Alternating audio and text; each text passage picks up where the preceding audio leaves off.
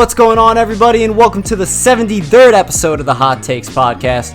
Special episode, as always, for you guys. We got a great guest here, and a guest that's going to be coming soon, so don't worry. But right now, we got Zach Lanaris. How we doing, my man? Frankie, how are you, bro? I am doing good. Long time no see. It's about time we made this happen. Yeah, for real. I mean, you've been wanting to be on this pod for a while now, and I'm just glad that we finally got you on here. You know? Absolutely. Better late than never, so let's get it started. Absolutely. And to get it started, we're actually going to take a shot of sake right now. Right. This sake hasn't been used in quite a while, because I think the last time we used it was maybe last August or something like that for like trivia. I'm sure it's still good, right? Special occasion, yeah. Yeah. It ages like a fine wine, right? Yeah, right. It ages, right? Have you had sake before? I have. And what you think? I like it. You know, a little warm. Little warm would definitely be better. Wash it down with a nice Japanese beer. Yeah. But I can't complain. Mm-hmm. Take the nerves away. Exactly. I'll put that over there for now. Salute. Thanks for having me, sir. Of course. Thanks for being here. Good stuff. Not bad, right? Good stuff. Smooth.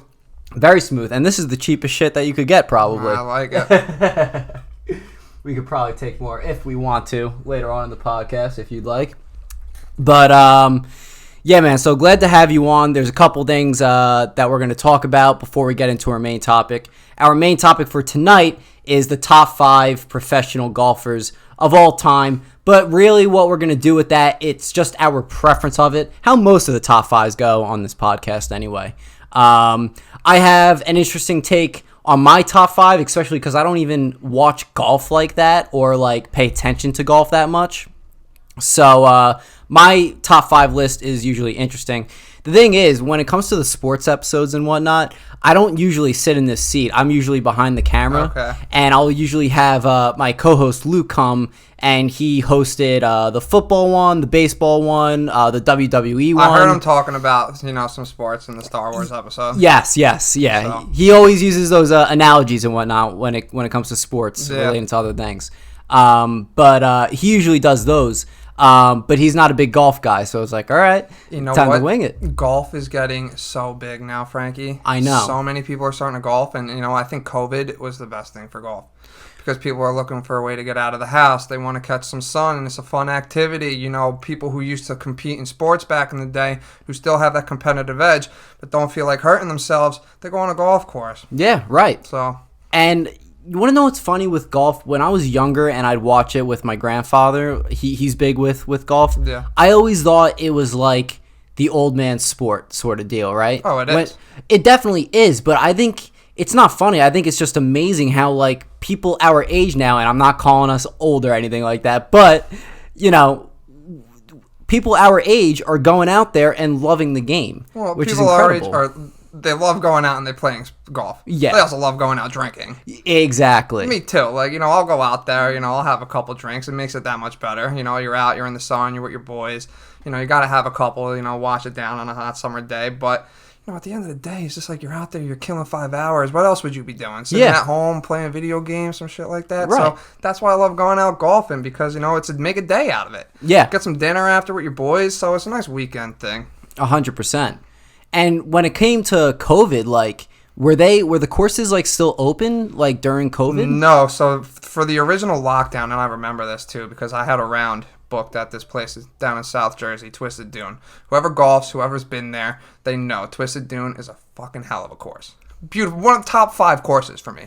So I had a round booked, and it was me and my dad, and we were going to go out and play, and then Phil Murphy shuts down the whole state. Yep. All the golf courses shut down. We were like, shit, now we got to drive 2.5 hours back up. But, so, yeah, it was all shut down. Golf courses were closed, and I was so depressed. I was so depressed, man. I was like, shit, me, I'm a golf nerd. I got to get out there and golf. But, I think after like 2 months, 3 months, they opened it back up, and then the floodgates just fucking opened up, man. Yeah. Everyone started golfing. I feel like that would have been one of the first things to open back up, right? Because it's one thing, it's like you didn't know what was going on in the beginning of all of this, so of course you're going to close it down. Yeah. But then, like, once you start getting an idea, you think about golf, and it's like, you're not really close to a lot of people in that game whatsoever. So with that being said, I feel like that would have been one of the first things to open back up. It was, and the fact that I think they even shut it down in the beginning was so stupid because really, you can play golf standing, like, social distancing. Yeah, like, you don't have to stand near anyone. And then they were making a huge thing about, like, but the golf balls go into the hole, and then, like, other people are touching the golf balls that have been in the hole. That's, like, a little ridiculous to me. Are you fucking kidding me? Yeah, Let's right. get out there, I want to hit a couple balls. Yeah. Right? Like, enough of that. 100%. Even driving ranges, too. Like, most driving ranges are, like, split up, between each player. That's, like, your barrier right there to not spread COVID and everything like that. So, it was a hellhole in the beginning of all this, for sure, No one knew what was going on. Yeah. And, I get it. They were playing it safe. They were like, listen, better be safe than sorry. But, now as we're learning more, we're starting to realize that, oh, shit, you know what? We didn't have to be so, like, progressive with, like, all the, rules and shit like that, so. 100%. I just think that, I think it's great that it's going to be in New Jersey, and I believe New York too, that it's going to be 100% capacity in places and bars and all that sort of stuff, which I think is coming into effect later this month, I think. Yeah, I thought it was going to be, I thought they said, I don't know. I thought that was already open. I was out at a bar this past weekend, and, like, the bar was freaking packed. Oh, right. It's not like you could even tell the difference anyway. Yeah. I don't think half of these places were, like, really following those rules. Like, they might have been showing faces and, like, had a clicker in their hand just to be like, oh, yep, we're counting how many people are coming to the bar. But I don't really think that, like, they were, like, fully following the rules in that sense. You know what I mean? Close. They got to make their money, They got to make money, exactly. They got to make their money, too. And, a lot of these businesses were struggling. So, you know what? Fuck it. Do you. I 100% agree. You saw the thing with DJs, right? How, like, if you get your shot there, you get, like, a free VIP card, summer VIP card there for the summer. DJs is handing out COVID shots? Yeah. Shut the fuck up. Yeah, if, obviously professionals are going to be there giving out the shots, but, like, what the hell? They're holding, like, an event or, like, a session there to give out shots, and if you get your shot there, you get a free VIP card for that summer. What a money-making scheme that is. Jesus Christ. Yeah, I saw that last week. My friends were like, oh, it's almost funny. It's almost funny. What world do we live in where freaking clubs and bars are giving out vaccines? Yeah, I know. Wild. I know. Well, whatever. We were talking about this last episode. Krispy Kreme, if you show your vaccination card, you get a free donut every time. So there's, like, these incentives that businesses and all these places are giving to people to encourage you to get the vaccine shot. Yeah. For me, I got my vaccine shot. I got the second shot 2 weeks ago or something like that. I did feel like shit afterwards. Was it Moderna or Pfizer? It was Moderna. Yeah, I'm getting my second shot on Wednesday. Yeah, don't want to scare you or anything like that, but, like, I was sick as a dog after my second shot. Man, I'm already prepped for it. Oh, yeah. I told my boss, too, and everything. I was like, listen, I'm going to try to make it into work, but, like, I'm just letting you know if I'm feeling shitty, like, there's just no shot it's happening. And I got the shot around, like, 1:15 in the afternoon on, like, a Tuesday. Felt fine throughout the rest of the day until, like, 12 o'clock at night. It all hit me at once. Yeah. It all hit me at once. Like, the pounding headache. Like, I put my blanket on, I'd be hot as hell. And if I took it off, I'd be shivering and everything like that. Like, all flu symptoms sort of deal. And the next morning, I finally take a Tylenol. And I felt fine, but I was, like, wiped out. Yeah. I didn't want to do anything for the rest of the day. So that's how my experience went. And the beauty of it was it only lasted a day. If it lasted longer than a day, I would have been like, why the fuck did I get this, like, shot? You know what I'm saying? Well, thanks for the heads up. It's funny because I'm getting my shot on Wednesday. Thursday, I'm expecting to be sick. Yeah. And then Friday, I'm getting my wisdom teeth out. Oh, my God. Yeah. All right, that's gonna be a week for you. Yeah, it is what it is. Yeah, right. Are you getting all 4 wisdom teeth taken out? Nah, just 2. Just 2. Okay. Yeah. So, when I got mine taken out, it was all 4. They put me under and everything like that. Thank God. I wouldn't have wanted to have been awake for that. I think I'm gonna be awake. Are you? I'm not. I mean, they're gonna drug me up. Yeah, right. Of they're course. They're gonna give me Versat and shit like that, so I'll be all loopy. But yeah, I'm not gonna be like under anesthesia. So. Yeah, I mean, I'm just bad with the dentist in general. I hate them pointing sticky. Yeah, just poking and pink. I don't even know the word. It's annoying pain. Yeah, it's not like is. where it's just like, ow, like you're in serious pain. It's uncomfortable. Yeah. It's uncomfortable. Yeah. But yeah, also last episode we talked about the Bad Batch, the first episode that came out. Big Star Wars guy, Frankie. Yes, I know you Star are. Wars, I wanted to be on that episode. This kid has been convincing me forever to watch the Clone Wars. Like literally every time on like Instagram or something like that, you'd hit me up and be like, "Watch Clone Wars," and I'd always say I will eventually down the line. And now that this Bad Batch show did come out, yes, and hearing the concept of it and everything like that, I am actually very intrigued. Yes. But I know I need to watch Clone Wars before I watch the Bad Batch. See, at least that's what Luke said to me. Yeah, and Clone Wars is a slow start. And it's, like I told you, it's a grind. Yeah. It is a lot of episodes. There's a lot of freaking hours behind it. It's a great show. Great show. But with the Bad Batch, you met them in season 7. Right. With the new season that came out. Like, after a couple years, they came out with that new season, and I'm like, it was like season 7, and after waiting years to find out, what's going on with Ahsoka and everything, they're introducing new characters like the Bad Batch, and at first I was like, who the fuck are these guys? I'm like, I don't care about this. Right. I want to know what's going on, Order 66 is about to happen. Like, what the fuck? Who cares about these fucking people? So, when I found out that they were giving a show Bad Batch, I was immediately skeptical. Yeah. I was just like, I don't know how I feel about this. I don't know if I want to watch it. So, it recently came out, and I gave it a shot. Holy fucking shit, it's amazing. Yeah. I fucking love it. It is so fucking good. I like how they're doing, I can already see the character development that they're going to do with Omega. And here's a nice little Easter egg. I said I was going to mention it. Mm-hmm. So in the first scene of The Bad Batch, you meet this Jedi and Padawan combo. And the Padawan is named Caleb. Any Star Wars fanatic, any fan of Star Wars knows that Caleb Doom is Kanan Jarrus's real name. Kanan Jarrus, he's in Rebels. He's a Jedi who, he trained Ezra and all this type of stuff. I can't ruin it for you. I'm not going to ruin it for you. Okay. But, Easter egg, Caleb, the young Padawan, is Kanan Jarrus. All right. Wild. It's wild. Is that like confirmed? I think so. Okay. Yeah. Okay. You can kind of see the charisma and the voice behind it too. So yeah, I'm pretty sure. Yeah, I think it is pretty confirmed. All right. So we talked about the first episode. Well, Luke talked about the first episode of it here, and he really enjoyed it and whatnot. What were your thoughts on the second episode that was released this past Friday? Second episode, you start to meet like Omega, and you can, I like how they're like not developing her as a Mary Sue, where she can't do anything wrong, because you already see like, she's starting to fuck up. She's a kid. She's running around. Kids are going to get in trouble. So, I like what they're doing with it. I like Hunter.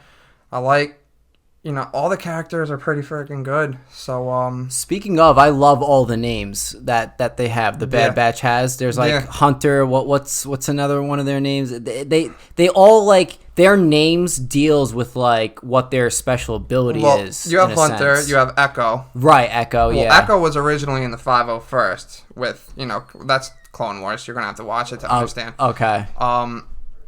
There's a bunch of other characters, they're slipping my mind right now. I only watched it once. Yeah. And like I was kind of just like, I don't know if I was fully paying attention to it, and I'm going to have to rewatch it, but those are the two characters I really know. You have Hunter, you have Echo, you have Omega, you have the sniper dude. I forget his name. He's good. I'm not too sure. I don't know anything about it, but do you know how many episodes this season's going to be by any chance? No. Because what was like the deal with the Clone Wars seasons? Were they like 20-something episodes per season sort of deal? I don't think they're going to do that many episodes for this. Yeah. I think the shortest season of like Clone Wars was like season 7. But a lot of them, they were like 25, like 30 episodes. And that's why I'm saying it's a grind. Yeah. There's a lot of hours behind Clone Wars. because I'm thinking of it, it's like it started off as like a Cartoon Network show, and those Cartoon Network shows, their seasons go on for a good amount of time. So that's why I was bringing up like the 20 episode deal. Is it going to be that? But this is now on Disney Plus, and a lot of their series that they've been doing so far have been 8 or 9 episode thing. Yeah. Like, what was season 7 of Clone Wars? How many episodes was that? Was that like 7 or 8 episodes sort of deal? I thought it was like maybe like 12. Oh, 12? That's still short. It is very That's short. still short though. Yeah. But season 7 of Clone Wars, Jesus Christ, I was all over the fucking place. In a good way though. In a sense, because like me, I'm like, I want to get down to like, the nitty gritty, with like Ahsoka and Order 66 and like what's going on with Palpatine and Padme and like Anakin. Like, you saw Anakin like once. Oh, really? Yeah, you barely saw him. Oh, I didn't. They introduced you to the Bad Batch, but I get it. It's a strategic move because you're starting the show. Absolutely. But then they introduce you to like 2 new characters, these 2 sisters over in Coruscant, and that played no role. To me, they played no role. Yeah, they helped Ahsoka out, but like other than that, they play no role. And then you don't see them for the rest of the show. Ah. Huh. I thought season 7 was all over the place. And was that the last season, or was there any? No, it was the last season. Listen, it was good. It had you on the edge of your seat. But for me, personally, it took so long to get to the good stuff. Right. Where it's just like, you could have bypassed a lot of the bullshit that they had in the beginning couple episodes, then got right to like the thick of it.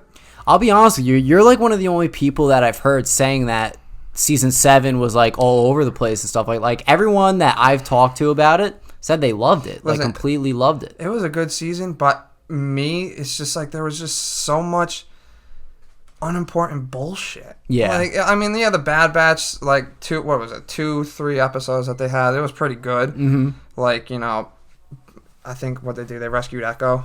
I think it was so long ago since I watched it. I haven't rewatched it. Yeah. But I want to see, like, with all of Order 66, they could have did so much more with that, with Order 66, instead of cramming it into, like, 2 episodes at the end of the season. What happens with Rex and Ahsoka, like, after? Like, don't just, like, leave it sitting there, just, like, wondering, like, oh, shit, like, what the hell happened? Well, I wonder if that's what this Ahsoka series is going to lead off I'm excited. With. Yeah. I'm excited, but I'm nervous. I hope Rosario Dawson, she did a pretty good job in The Mandalorian. Yeah. But, you only saw her for 1 episode. I want to know how she's going to do, with a full series. Yeah, as like the main star of it and everything like that. I hope she doesn't butcher Ahsoka, because I love Ahsoka. I see your concern with that. I will say she as like an actress is a fantastic actress. She did really well. Yeah, she does very well in Daredevil is a perfect example. Mm-hmm. She plays Night Nurse, I believe her name was. She was always patching Daredevil up after some crazy fight of his and whatnot. She did great in that. And there was something else she was in, a movie that I can't think of at the moment, but she was pretty good in that. She has a great track record. So that's where, not being the biggest Star Wars fan, I think she'll do fine as Ahsoka. Well, I think she will. Yeah. It's just... I don't know. Dave Filoni doesn't have any role in that, but what's his name? Swingers. What's his name? Jon Favreau? Yes. Yeah. Is he playing a role in that? Oh, I'm sure he is. I'm sure. Yeah. There's so much... Disney's coming out with so much stuff, which did worry me a little bit, because they're coming out with so many Star Wars shows. I feel like a lot of the quality is going to go down, because there's so many. There's so many shows that are coming out. You have the Boba Fett. You have this new Bad Batch. You have the Ahsoka. You have, Mando Season 3. You got this Sith show coming out. You got a whole bunch of stuff. Like, Obi-Wan, right, exactly. So you have all this coming out, and I really just hope the quality doesn't suffer from all of these shows coming out. Yeah, I mean, that's definitely a good point to bring up. I hope that's not the case at all. But I think Disney knows better than to... That's even hard to say because the sequels were such shit. But I think they know that if they're going to make a whole lineup of franchises to go with, and it's Star Wars, a huge property of theirs, big money, and they know the fans are dedicated and love them, that they will do their best effort in each and every single one of those properties. Well, I'm sure if Jon Favreau and like Dave Filoni and I think all those guys I think are they behind all yeah. Because that like Dave Filoni, like that's George Lucas's boy, and like he played from Clone Wars is like his baby. Yeah. And feeding off of that with like the Bad Batch and everything like that, like, you know, I'm sure he's going to want to do a good job. And Jon Favreau, like, he's just going to want to, like, you know, keep his rep up because he killed it with The Mandalorian. Yeah. Mandalorian was such a good show.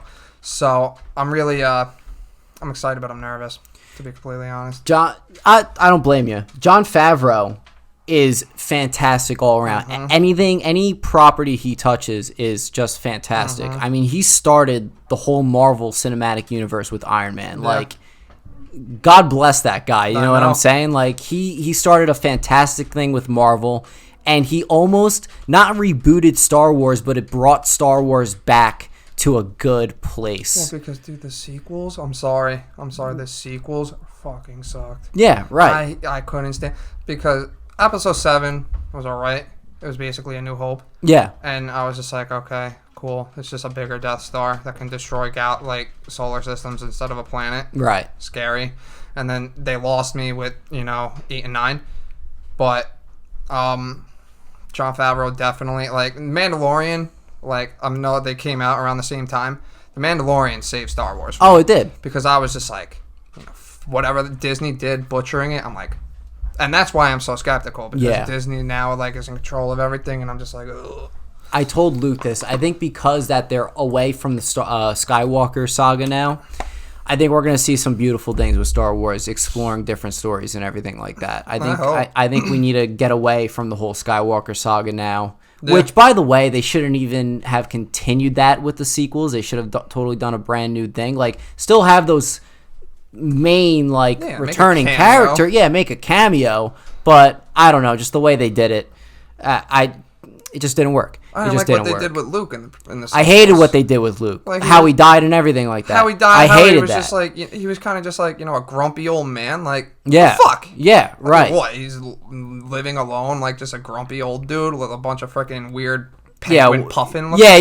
Well, I don't give a shit about that. Yeah. I want to see him fucking fighting people. Right. He's a Jedi. Exactly. It would have been sick to have seen some scenes of him training Kylo Ren. Yeah. That would have been sick if they did that. Like, it would have been, but the fight scenes sucked. Yeah. Look at the fight scenes in the prequels when you had Ewan McGregor and Hayden Christensen when they were on in Revenge of the Sith. Yes. That was fantastic. That is the best fight scene out of anything I've ever watched. Mm-hmm. Really, truly, the choreography and everything behind that was so fucking good. Yeah.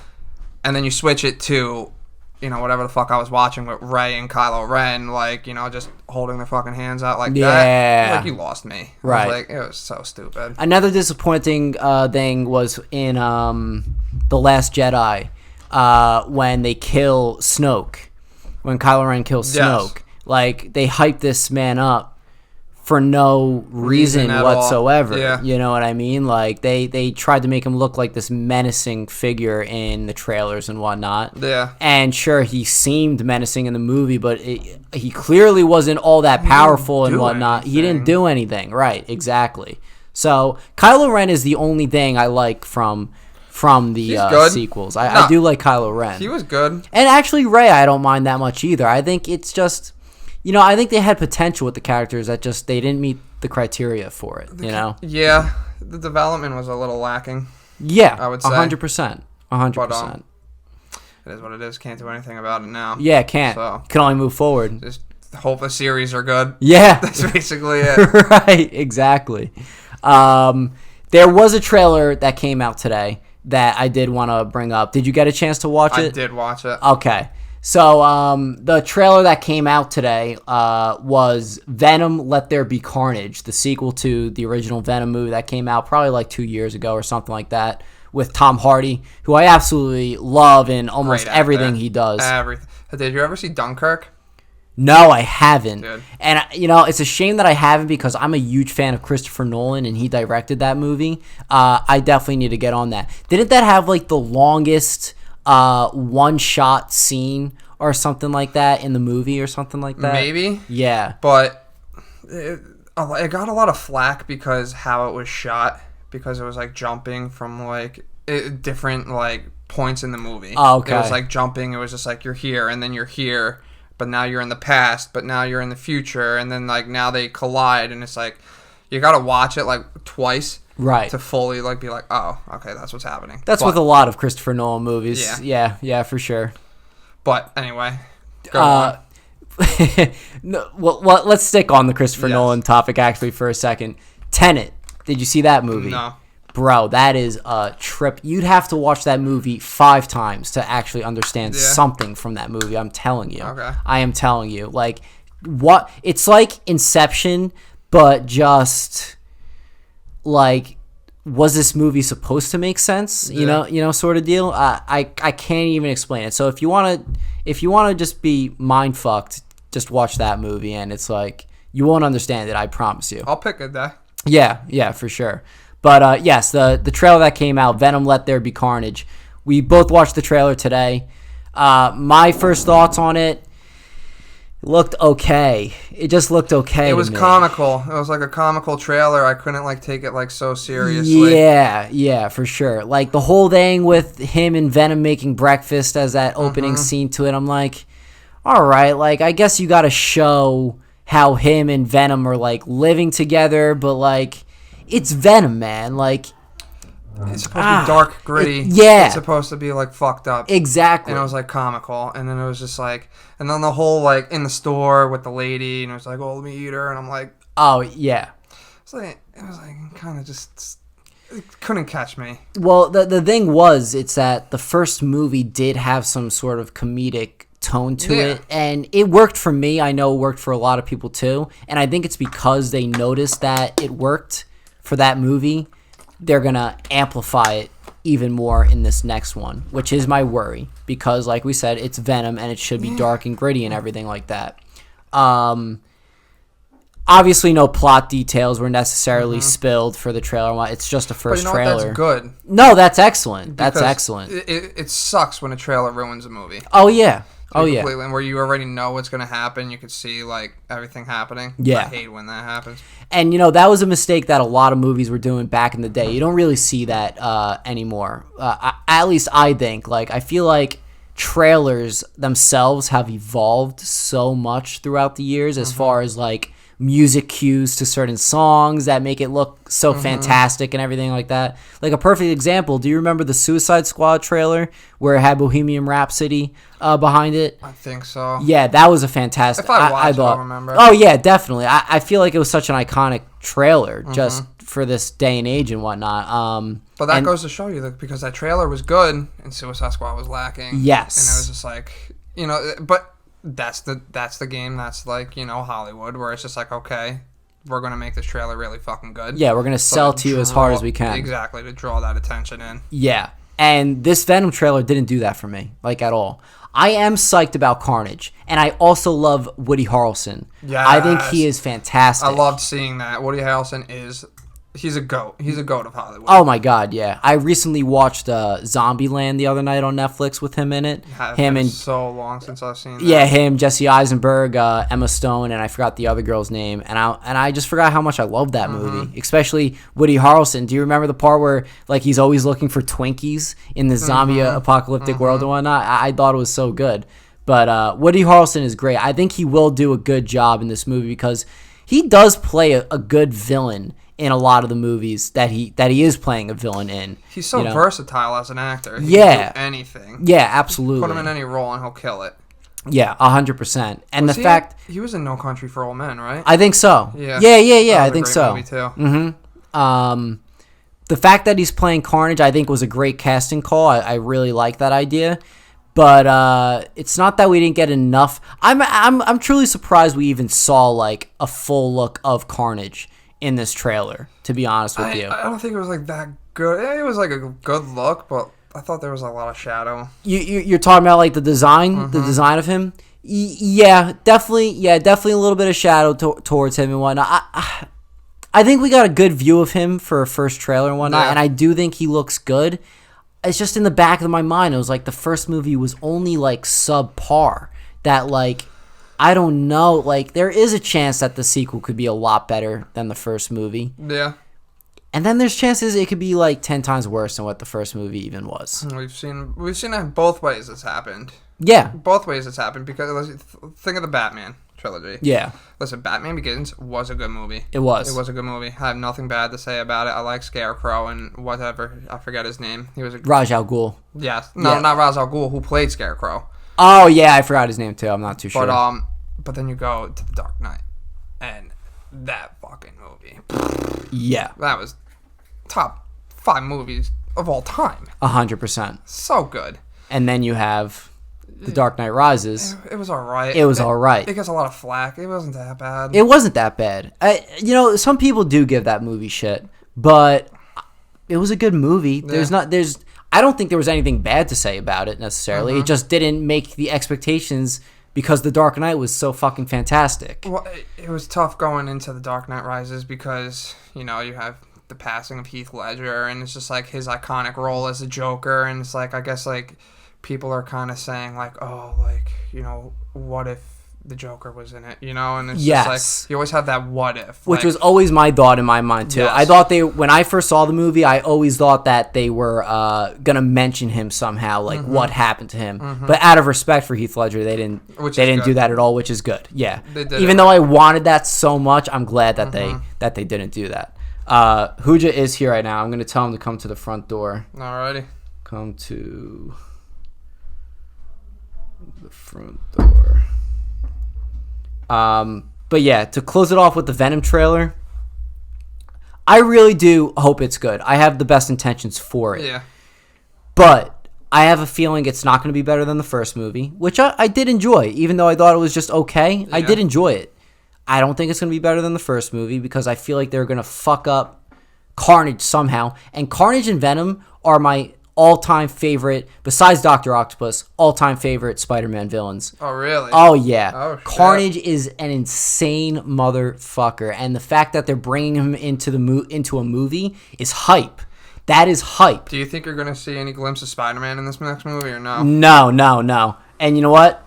I could get into a conversation. Let me get Hoodja first, and then we'll get into the conversation. Because I know the scene I'm talking about with the spider on the desk. The spider in the Venom trailer? Yes. You don't remember he smashed the spider on the desk? No. You don't remember that? No, Frankie. I have to relook at that. All right, I'll be right back. Hoodja. What's up, baby? Not much, man. I'm going to take these kicks off. Hell yeah. You were working, what, caddying? Nah, outing today. Oh, shit. Outing, you said? Yeah. So what does that mean exactly? So, the Private Country Club, they close their course down on Mondays. Mm-hmm. Like, they close it for members, but they open it up to, like, do special events where, like, 60 guys will all tee off at the same time, different holes and crap. Oh, okay. Just for the club to make more money. Yeah. That's what's up. So, everyone, this is James Hoodja, my other boy here on the podcast. Thank you for joining us. Works at a golf course himself, as we were just talking about, so that'll add to the topic as well. But right now we were talking about the Venom trailer right now, and we were talking. Did you get a chance to watch it? Yeah. Are you a big like Marvel or a superhero fan or anything like that? So with Marvel, a lot of good movies. Yeah. Some of them I never really got into, but I want to. My girlfriend wants to watch all the Marvel movies, so I probably will at some point. Venom, I know that correlates with Spider-Man, right? It does, but I don't think it's connected with the Spider-Man movies, which is what I wanted to say to you. I'm telling you, in that if you watch the trailer, so in the trailer there's a spider crawling on the desk. Crazy. You know the scene where the spider's crawling on the desk and he smacks it, and I was like, do you think we're going to see a glimpse of Spider-Man in the movie? He says no, saying maybe a mention. Because it would be wrong if he wasn't mentioned whatsoever. And that's what I'm saying. I feel like he should have been mentioned in the first one. Because I agree. They're correlated. Yeah. And the fact that Eddie Brock was they're located in San Francisco. They're not in New York. Yeah. That alone pissed me off. It's bad writing. Yeah. But they obviously did it on purpose because they didn't want to be like, oh, he's in New York. Why isn't Spider-Man swinging around or meeting up with Venom? Twist.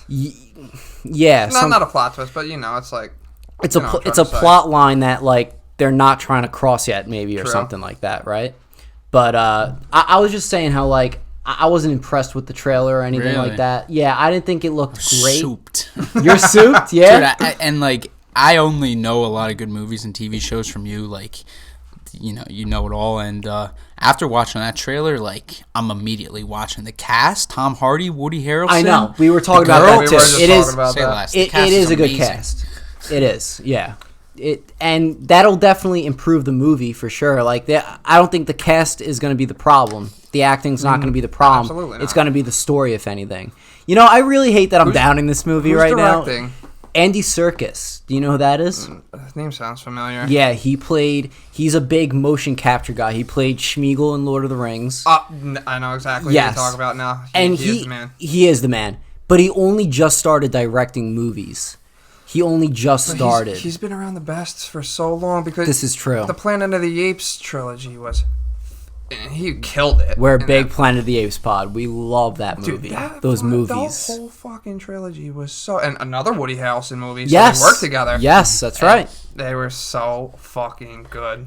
Yeah, dude. So good. Yeah, fantastic. Him playing Caesar was great. And have you ever seen what they used when they were being the apes? They use like those extended arm things.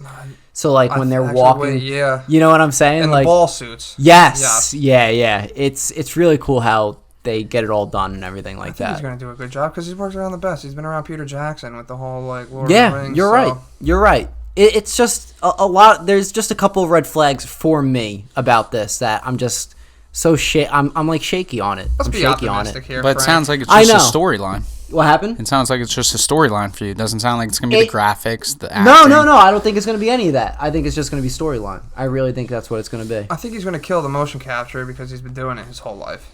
Oh, absolutely. He's going to be so good. Oh, yeah. That's going to be great. I think like you said, graphics, I think are going to be phenomenal. And the acting's going to be great, too. That's what I think. You want a shot of sake? Nah, I'm okay. Okay, just wondering. I'll take another one. All right, let's take another one real quick.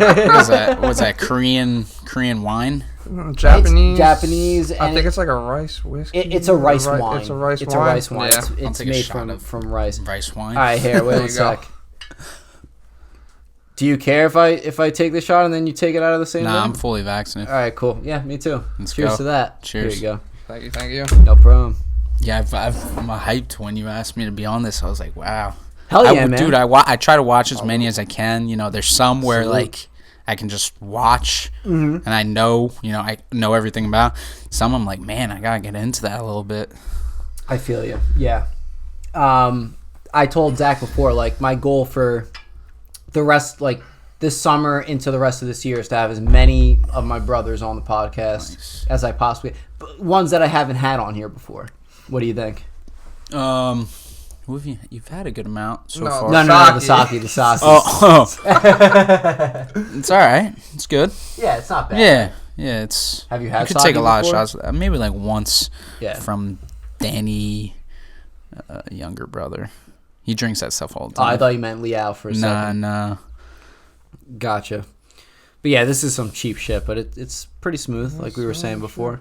Hell yeah. Yeah, I mean, you can take a lot of shots of that. Oh, yeah. 100%. And especially, you were all saying before, warm is nice. Warm sake is nice. Sake bombs? Oof.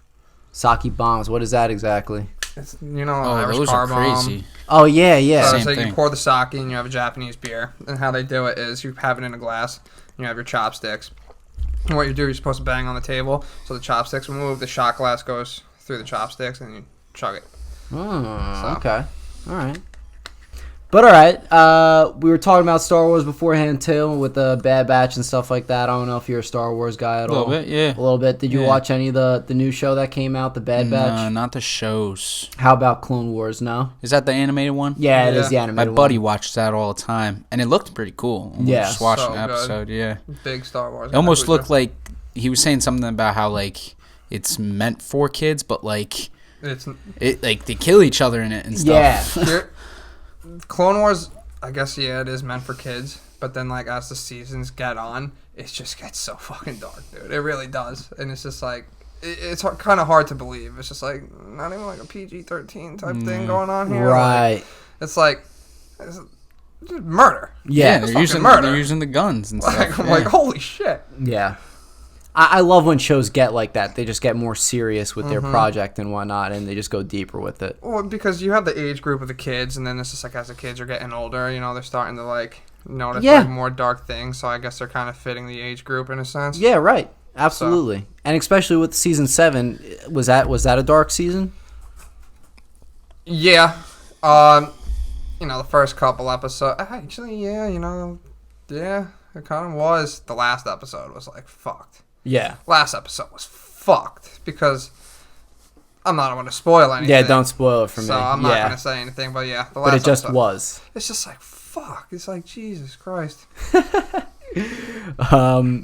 Yeah, so let's get into our golf topic now that we got all of us here right now. Like I was telling Zach before, I don't like watch golf at all. I don't really follow golf at all. So I did make a top 5 list of my own. Nice. But what I based it off of was what I was most interested in with what they were doing with charity work. Okay. So I made a top 5 list. My number 5 is a little bit of a joke. I'll start it off with that one, and then we'll just go around the table. Yeah, mine's not legit by any means because like when you say top 5, like mostly everyone's gonna say like the same 5 people. So I did like one kind of current one, and then like I did a couple honorable mentions and stuff. So okay, should be fun. All right. Actually, we could start with that. Do we have honorable mentions before we got our top 5? Couple. Yeah, we should say the honorable mentions before we get any backlashes for our top 5. Mine were just mine was Arnold Palmer, drink guy. Yeah, plenty of PGA Tour wins. Sam Snead. Ben Hogan, Bobby Johnson, and then my last 2, Jim Furyk, who he's still playing. Yeah, he's still playing. He's getting old now too. He has the most unique swing, man. That shit is so fluid. I love watching. And the reason why I'm giving him the honorable mention is because he has the record for the lowest 18-hole round of golf, of 58, right? 58 at the 2017 Travelers Championship. Really? Yeah. And he's tied for second with the 59. So he has like both top 2 lowest rounds of golf. Oh, wow. Yeah. Look at that. Not a lot of people have done that ever. How long has he been golfing for? Like professionally? Forever. Oh, dude. He's an old Since head. the 90s, right? He should be on the Champions Tour. He Since would light 90s, up the Champions Tour. But, well, I like that pick. One more guy, actually. My boss wanted to give this guy an honorable mention. Mm-hmm. Garrick Higo. He's a 21-year-old South African lighting up the European Tour. In the last 3 weeks, he has like 2 victories and like 2 top 3 spots. Oh, wow. So, and he's an assistant pro. I don't know who the guy is, but maybe it'll be something special. Yeah, 100%. You Keep an eye out for him. Yeah. For sure. What you got, Zach? Honorable mentions from me. Well, I didn't even think about honorable mentions, so I'm doing this off the top of my head. Mm-hmm. I'm going to go lefty, Phil Mickelson. Mm-hmm. Gotta have him. Rory McIlroy. Mm-hmm. Because... I know that name. Yeah. Well, Rory, he's still blew playing, up. and he's like still in his prime. Like, Yeah, I mean, he won yesterday. He Okay. did. Yeah. You got older people like Walter Hagen. Yeah. You got people like that. The designers of clothes. Yeah. Yeah. The names, big names, yeah. Gotta put Big John Daly on there. Not even because he was just like good. Because I mean he was good, but he's just like just an entertainer. Yeah, man. classic. He's a personality on that golf course. Whenever you see him, you gotta root for him. And I don't think anyone could beat him playing barefoot. Yeah. Honestly, this guy he owns a course. He owns his own golf course, and he goes, "There's no dress code. Honestly, you can just come out here with a shirt off, like bare shoes, and like golf is like strict with dress codes, right?" And he's just like, "I don't give a fuck." And he like almost prefers and plays better like that, you know, like with no shirt and barefoot. Really, which is cool, just, you know. Freaking smoking. Fucking mad cigarettes, 20 just, like, cigarettes, drinking mad beer, fucking stomach out to here. Just like don't give a fuck. It's like almost unconventional, right? So like that I guess that's what makes him like the entertainer of a sort on the course and whatnot. People love him, and he's a fan guy. Like he'll go up and like he's like cool with the fans. Like fans like want to talk to him, and he's a nice guy. He'll go out of his way and like take pictures with the fans, crack a joke with them, which I respect that because a lot of these golfers can be like stuck up like assholes, millionaires. members of country clubs. They've been rich their whole life, so they don't really care. Right. Like John Daly, like, was one of those guys who didn't really come from much. So he was a blue collar guy. So like, he appreciates like, the fans and stuff like that, which I like. I feel like it's hard to be like an entertainer on the course or the field in like golf or even baseball in a sense. Like, I feel like there's no, you get a home run, you could do this while you're running or something like that. But there's no like real like flaunting, like, you know what I mean? Like basketball, football, you got them doing dances and everything like that. You don't really see that on a golf course or like a baseball field. You know what I mean? So that makes this guy pretty damn unique in a sense with what he's wearing and everything that. And Phil is like that too. Yeah, he's just for the people, man. Yeah, you got the golfers who are just like for the people. Hell yeah. And it's just like, And like, golf, baseball, they're just two sports where if you're not really watching or into it, you're not going to see a bunch of crazy cool celebrations and stuff. So. Right. True that. That's true. Unless you're Tiger Woods. Yeah. We'll get into him later. Yeah, definitely. Yeah. We could talk about this for hours. All right, I will start up with my number 5, and then you could do your number 5, you do number 5, and we'll keep on going around like that. So like I said, my number 5 person is a bit of a joke, but I put Michael Jordan. Okay. Would you want to know why I put Michael Jordan there? I would love to know why. It. Okay. I like it. I put Michael Jordan there because if it wasn't for him golfing with Bill Murray and Larry Bird, he would have never been sucked into that hole and saved the universe with the Looney Tunes. You know what I'm saying? My favorite quote in any movie is in that movie. What is it? So you have Newman from Seinfeld. Yes. So he's like sitting there and he's digging up the green, and you have a guy who comes over. He goes, "What are you doing?" He goes, "I'm fixing a divot." Yeah. I go, "Yo, he's fixing a divot."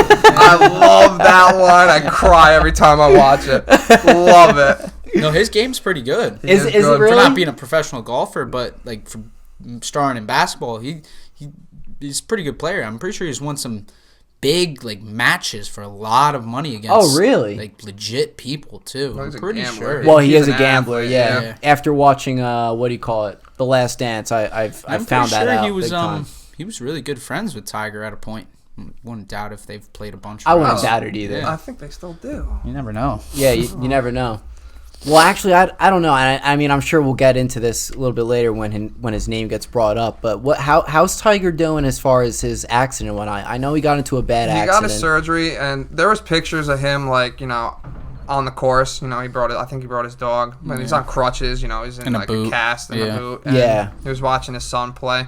You're not going to see him for the rest of the year. Yeah, which honestly sucks, man. Tiger, he's so good for the sport. But the thing is, I'm pretty sure every time this guy gets injured, they just make him more bionic. Like, I wouldn't be surprised if we see Tiger Woods just become, like, half human, half robot. Right. Cyborg. Who knows what he pays to get muscles fixed, tissues, bones. Like, true. That is true. How money can heal a body. I know. Look at the whole problem with his back his whole career. It's crazy. Yeah, I mean, I'm surprised that you guys are thinking that he's going to be back in the game. Like, yeah. You think soon though too? Not this year. I'm saying maybe next year. Maybe next year. Yeah. For me, that might even seem like too soon in a sense. Like, I don't know. I feel like Tiger is just one of those guys. Sorry, I didn't mean to cut you off. But I wasn't talking. You're good. One of those guys where it's just he has nothing to do. He's a competitor. Yeah. So right now he's sitting at home and he's a competitor. He wants to be back out there. He's like, I'm a freaking rehab. And I'm going to rehab, and I'm just going to freaking sit here and just focus on that, getting better, so by the time next year comes around, he'll be fine. Because I think that accident, all it was like a leg. Oh, really? Not really much. I think he just broke a leg. The thing that makes me so angry, though, is like, dude, how much money are you worth and you drive yourself? Like, you actually drive yourself places. You know how many car accidents this man has been into? Like, just hire a driver. Pay a guy $70,000 a year to be your personal driver, and you will be fine for the rest of your life. When is enough? Right? Like, I can pay $70,000 to drive Tiger around. He can afford. Yeah, right. He can afford giving someone a salary of $70,000 a year just to drive him safely, place to place. Right. Sign me up. Yeah. But truthfully, though, I'm just glad he's okay too. Yeah. Because when I first read that, I read that he was like in critical condition and whatnot, which scared me for sure. I mean, he is iconic and he's like a staple to the game and everything, the professional game and everything like that. So hearing that from you guys that he'll be back on the course hopefully by next year, that's amazing news to me. I have a doubt in my mind. Yeah, that's amazing news to me. And I'm sure you're right, because I think he is like dedicated like that and has that mindset that he will get better and be back on. And even though he is getting older and he has the injuries, like, you know, he might not be up there in contention with all these younger, stronger guys, but there's so many courses that he's played and just knows so well. And golf is such a wisdom game where any day he could win a tournament, you know? Augusta, You saw it. the Masters. You saw it at the Masters. He could win that any year if he wants, because you don't even have to be the biggest, strongest guy out there. You just have to know, and he knows the golf course. Like, he could play probably blindfolded and shoot under par. So is that like a big factor of it, like knowing the course itself? Oh yeah, 100%, right? So say you go to a course that you've never been to before, and how do you map it out yourself? Like, for me or for a pro? Well, let's start off with what you guys would do to like map it out to get a feel of it. Is there a way to get a feel of it? Unless you like go and drive the course before, like, you know, your tee time. Right. There's no way. Yeah. So other than that, it's just like stepping up to the hole, and it's just like grip and rip it. Yeah. Just hit the ball and wish for the best. I mean, I would say the only thing I do is, like, if I really want to know what holes are doing, I'll just go on an app, a Swing U app, and I'll just kind of show you a layout. Oh, okay. Yeah, so sometimes the scorecards have like a layout of the hole too. Yeah, yardage, bookage. They'll give you some places. They'll give you little helpful hints and crap. Right. Okay, that's interesting. Yeah. But for a pro, pros, since they've played all these courses already, they have it mapped out, and they have these yardage books. And I don't know how to read one. These things are so official, where their caddies. They pay their caddies like however much money. Right. Their caddies are out at like 4 a.m, walking the course, freaking writing down yardages from the fairway. They go up to the green. They measure the roll of the green, how fast they're rolling, which way the grains are rolling, each like indentation, and they do that for every hole. And then they go and they do their practice rounds. See, I never knew that. I never knew they they allow caddies to do that. Hell yeah, bro. Round before tournament. Good caddies, they'll be out there at like 4 or 5 in the morning. That should almost be like not allowed. That all the caddies are gonna do it. That's like to me, it's almost like a cheat code. Yeah. Well, they have the yardage books. How do you think they do it? Yeah, I mean, I couldn't believe. I thought they kind of just get one and they based off that. I can't believe they do it like the round before. The caddies will go out there, and not only that, like they'll step up to the green and like they'll have some golf balls and they'll drop a ball and they'll see which way they're breaking and everything. That's cool, man. That's like your golfer's secretary almost, in a sense. The caddy is almost more important than the golfer. Yeah, it sounds that way. Yeah, right. Yeah. You need a good caddy. Huh. Very interesting. And I mean, the caddy themselves has to have some sort of experience in the game, like a good amount of experience in the game too. They're usually players themselves. Yeah, a lot of them were college players that couldn't make it. Yeah.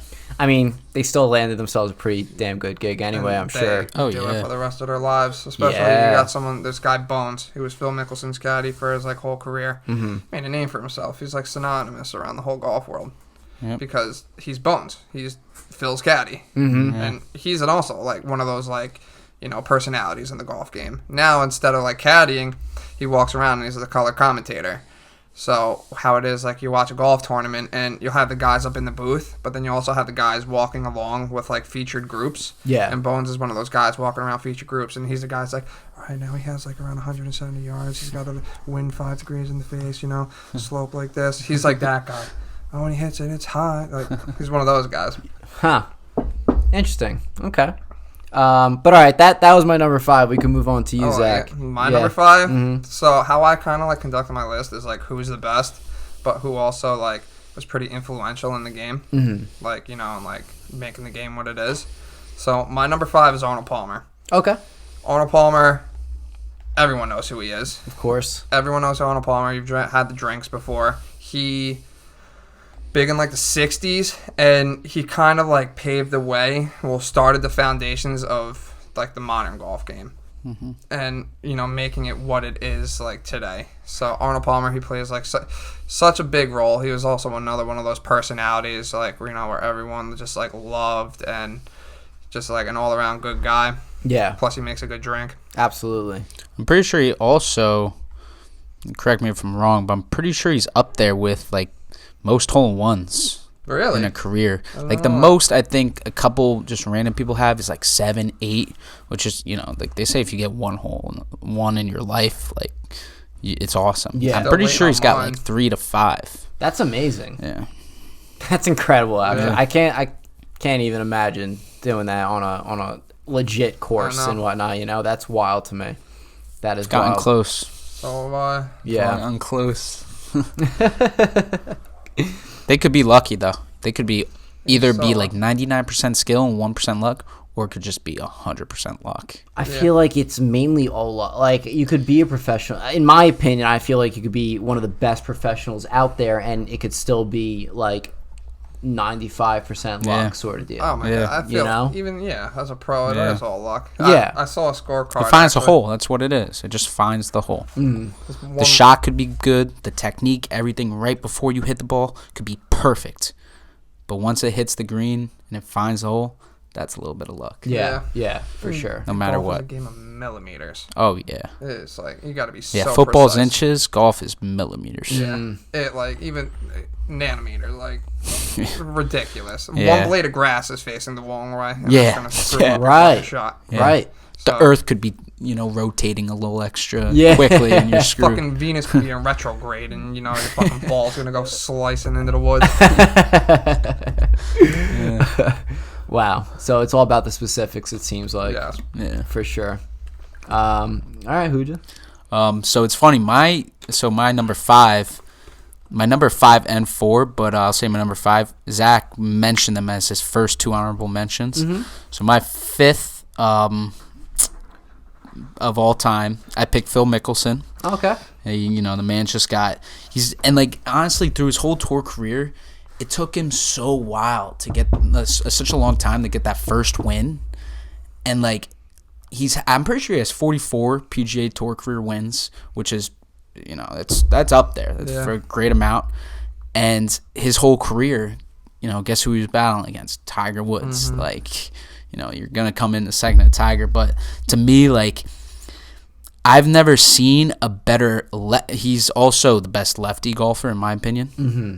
And, to me, I don't know, just being a righty golfer and watching a lefty play golf, it's the exact same, but the exact opposite. I don't know. It's weird. It's It always makes cool. no sense. It's always cool watching. But he's a the lefty best play. with his flop shots. Some of his cool videos, I have never seen another golfer make a video where they can take a flop shot and hit the ball behind them up, but 60 yards up in the air. Mm-hmm. So he can swing it backwards almost, Whoa. which makes no sense. Yeah.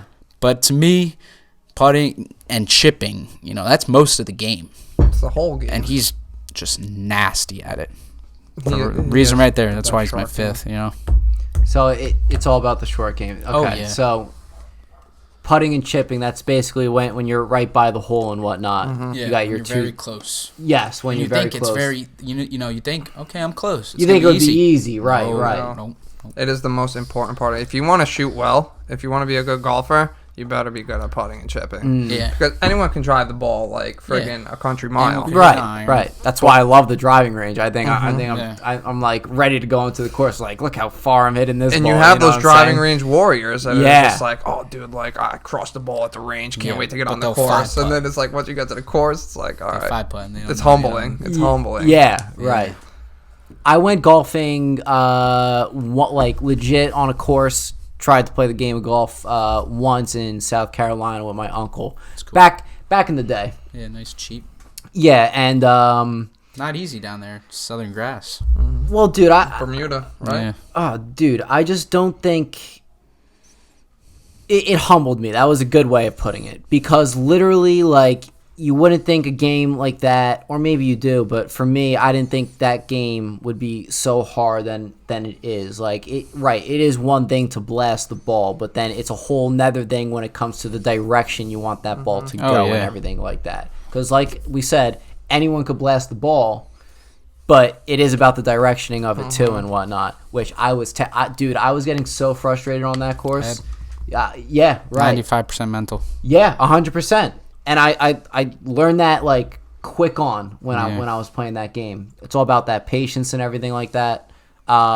Much respect for you guys that play the sport, and whatnot. And I want to get into it eventually and whatnot. Oh, we get you nice. You got long arms. Yeah. You got the build for it. You got the height. We could give you some lessons. Hell yeah. It's crazy because you think like to hit a ball like far and like really be able to crush the ball, you got to be this like big macho guy. Right. The people who hit the ball let me tell you this. Bubba Watson.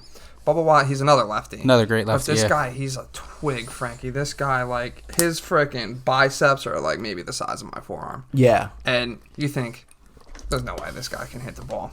And then he'll blast it 340 yards down the fairway. Like, so the build is like you want to be like skinny to be a good golfer. Oh, okay. Yeah. Interesting. Yeah, it's the routine. It's just the setup, beginning and finish. Right. A lot of hips, a lot of legs.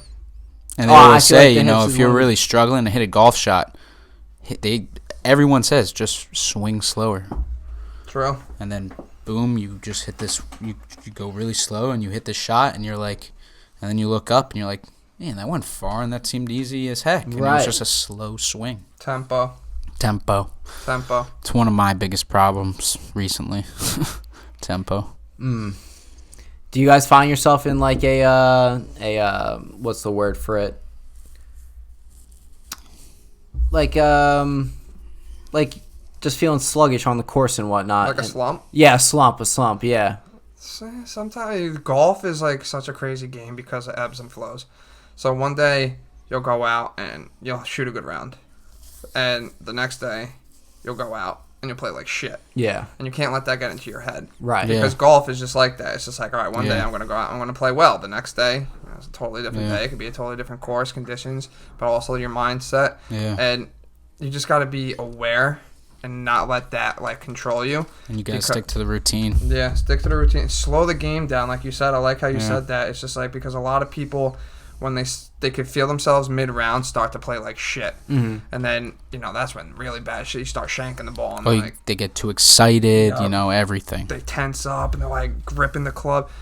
It's nice to just take a step back. I always say, like, when I feel myself like getting agitated, take a step back. Look at the clouds. Look at the trees. Oh, yeah. Just taking the scenery, taking a deep breath. You're out, you're golfing. It's better than working. Yeah. It's better than being home. Out with your boys and everything like that. Exactly. Yeah. Right. You're out there, you're having a good time. And so, that's the other no thing, need to too. get all mad. That's the other thing. There's, like, it's funny that you say, like, if you ever catch yourself being in a slump. Recently, in the past month, I was playing so bad, like, right before it got warm. Makes sense, you haven't swung in a while. You're in the winter. Yeah. I've had 2 eagles, 2 hole outs, just from like 160 yards and 80 yards, which are like, eagle is like 2. Say you're on a par 4, you get a 2 instead of, and that like what's really good is a 4. Par's great, so it's better than a birdie, all that. And then I played recently with my buddies. You could play a good round like drunk with the boys and have fun. You have those types of rounds, but then you got the tournament types of rounds where you got to play serious golf. You got to know the rules. You can't mess up the little things. Right. I played with my buddies the one day. We didn't play great, but like we were drinking a little bit and we were happy with our scores. Yeah. The next morning, and like I am not good by any means. I'm getting it together. I've been around it for a while. I actually stepped up on a tee box with the driver and whiffed. Like, swung and missed. And usually the problem with that is you lift your head up and you just don't look at the ball. Right. So I realized I did that the first 2 times. And then I go to do it again. And this time I keep my head down all the way. Mm-hmm. And I still whiff. And I'm like, am I good? Like, what is going on? Like, clearly I'm just not. Are you drunk? No, I was sober. That was the thing. Was this a tournament? I played worse sober. No.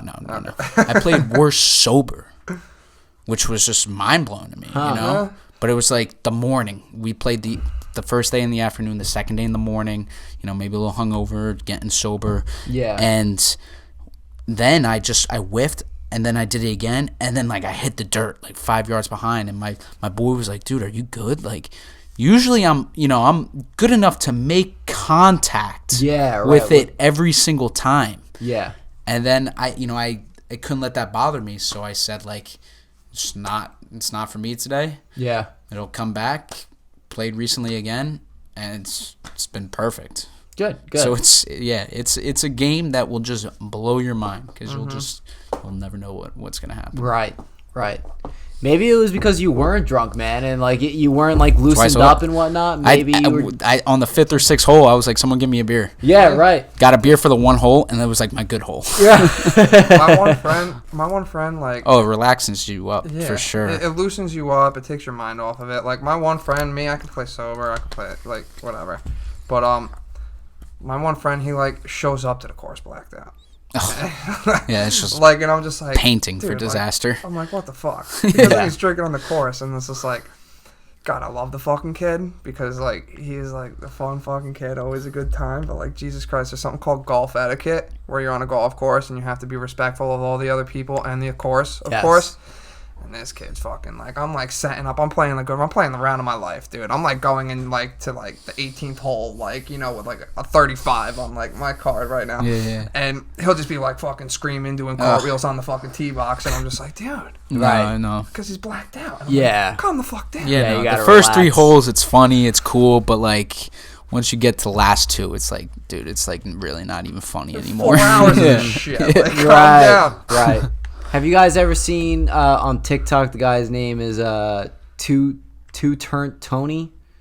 It rings a bell. Two-turnt Tony? Two-Turnt Tony, yeah. I heard a 2-time Tommy. And this is like, you know, a fat, like, you know, like Italian dude who was just like smoking cigars. It was the best. This is back when we were in college. 2-time Tommy, yeah. That name sounds familiar, but I don't know. What your name? Was he like a golfer TikTok guy? So it's this guy, it like typical, like jacked, like, yeah, it's the guy with the ducks. He has ducks as pets.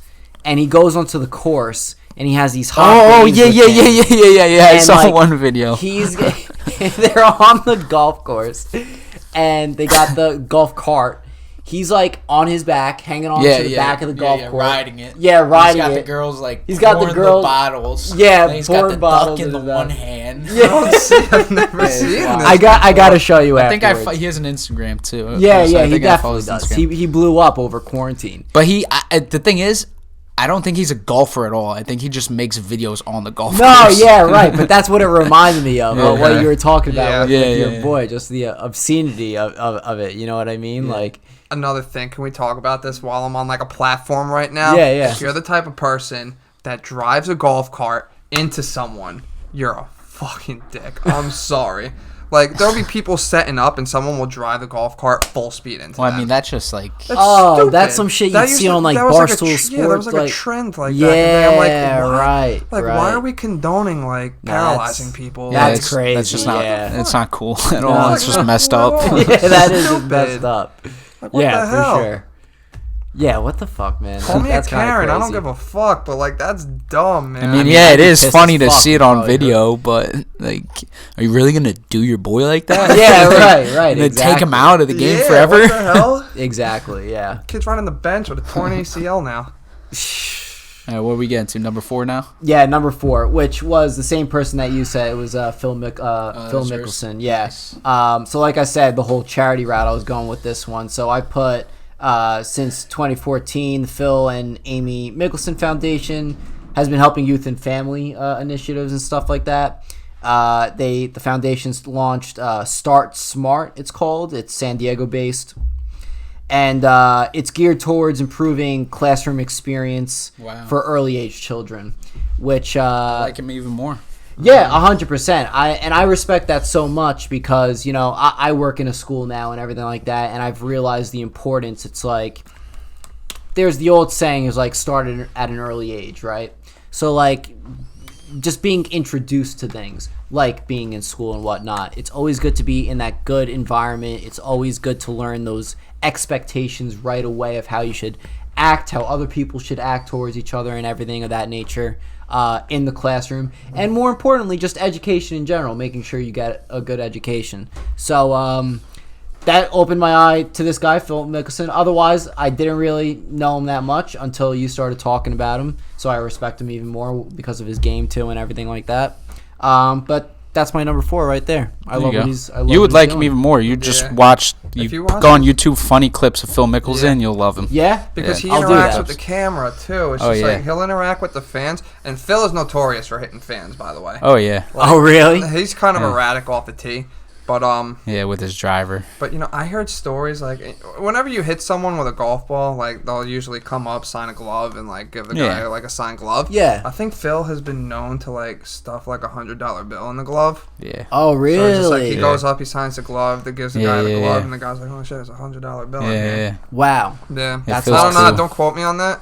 I don't know if that's Nah. true, but that's what I heard. Yeah, Huh. I believe it. Yeah. Believe it for sure.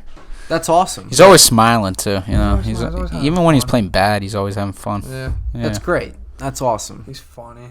Love to see that. There was I think it was the U.S. Open 2 years ago. He hit a putt, and the putt was like rolling, and it was like rolling off the green, and it kept rolling, and it kept rolling, and he was just like, "I'm not gonna run all the way down there and chip it." So he starts running after the ball while the ball's still rolling. He goes up and he hits the ball. Totally illegal. Right. Yeah, can't a do- stroke penalty, Well, but like he didn't two-stroke want penalty. to go all the way down the hill. Yeah. It was just like they were just like, it was huge news. Like, did you see what Phil Mickelson did? Like, yeah, he was just like, I don't care. he goes, honestly, like, I, I thought just it was wanted a to smart get off the play. hole. Like, I Yeah. would have the ball would have rolled down there. I would have had the chip back up. I just wanted to get off the hole. Like, I'll Yeah, take the right. two-stroke Yeah. penalty. It's the rules. I've So- done that before recently, dude. It's fun. We're also not on camera. Like, yeah. But two-stroke penalty though. What does that mean exactly? So let's say he hit that putt and that was like his third stroke. So that putt was for birdie. Okay. Oh, okay. So he'll okay, go up, okay. and as the ball's still rolling, he'll hit it. So it'll be like a 4-5, and then he'll be putting for 6. Yeah. So the rule is they give you the penalty there because you can't hit a moving ball. Mm-hmm. Right. It has to be, what's the word? The technical word. Isolated. Stationary? Yeah, it's something like that. It has to be put. It can't be oscillating. Yeah, it cannot be moving before you So take it. where'd they place the ball afterwards? Well, he for took the- him. yeah, he for just, him. He just took the did it. stroke He and just did the played it where penalty. it stopped. Yeah. He Okay. took the two-stroke penalty. I think, Gotcha. and I think he was like, that was a blow-up hole for him anyway. He was putting for bogey, and the ball kept rolling. He was just like, screw that. Like, Yeah. I'll take my medicine. You think it was better off for him to do that? And Yeah, I mean, he wasn't in contention to win or anything. So Oh, it was okay, just yeah. like, Yeah. who cares really? Right. It's not making that big of a difference. Maybe like money-wise, like, he's fine. 44 PGA People- Tour wins. He's a millionaire. People forgot about it anyway. right. Um, Another thing I wanted to bring up before, like the PGA tours and everything like that. And I know there's the something Cup, right? I can't think of it right now. Cup. there's the FedEx Cup. FedEx Cup. There's the Ryder Cup, President's Cup. Yeah, all of them, right? Yes. So like, what is there one that's going on right now?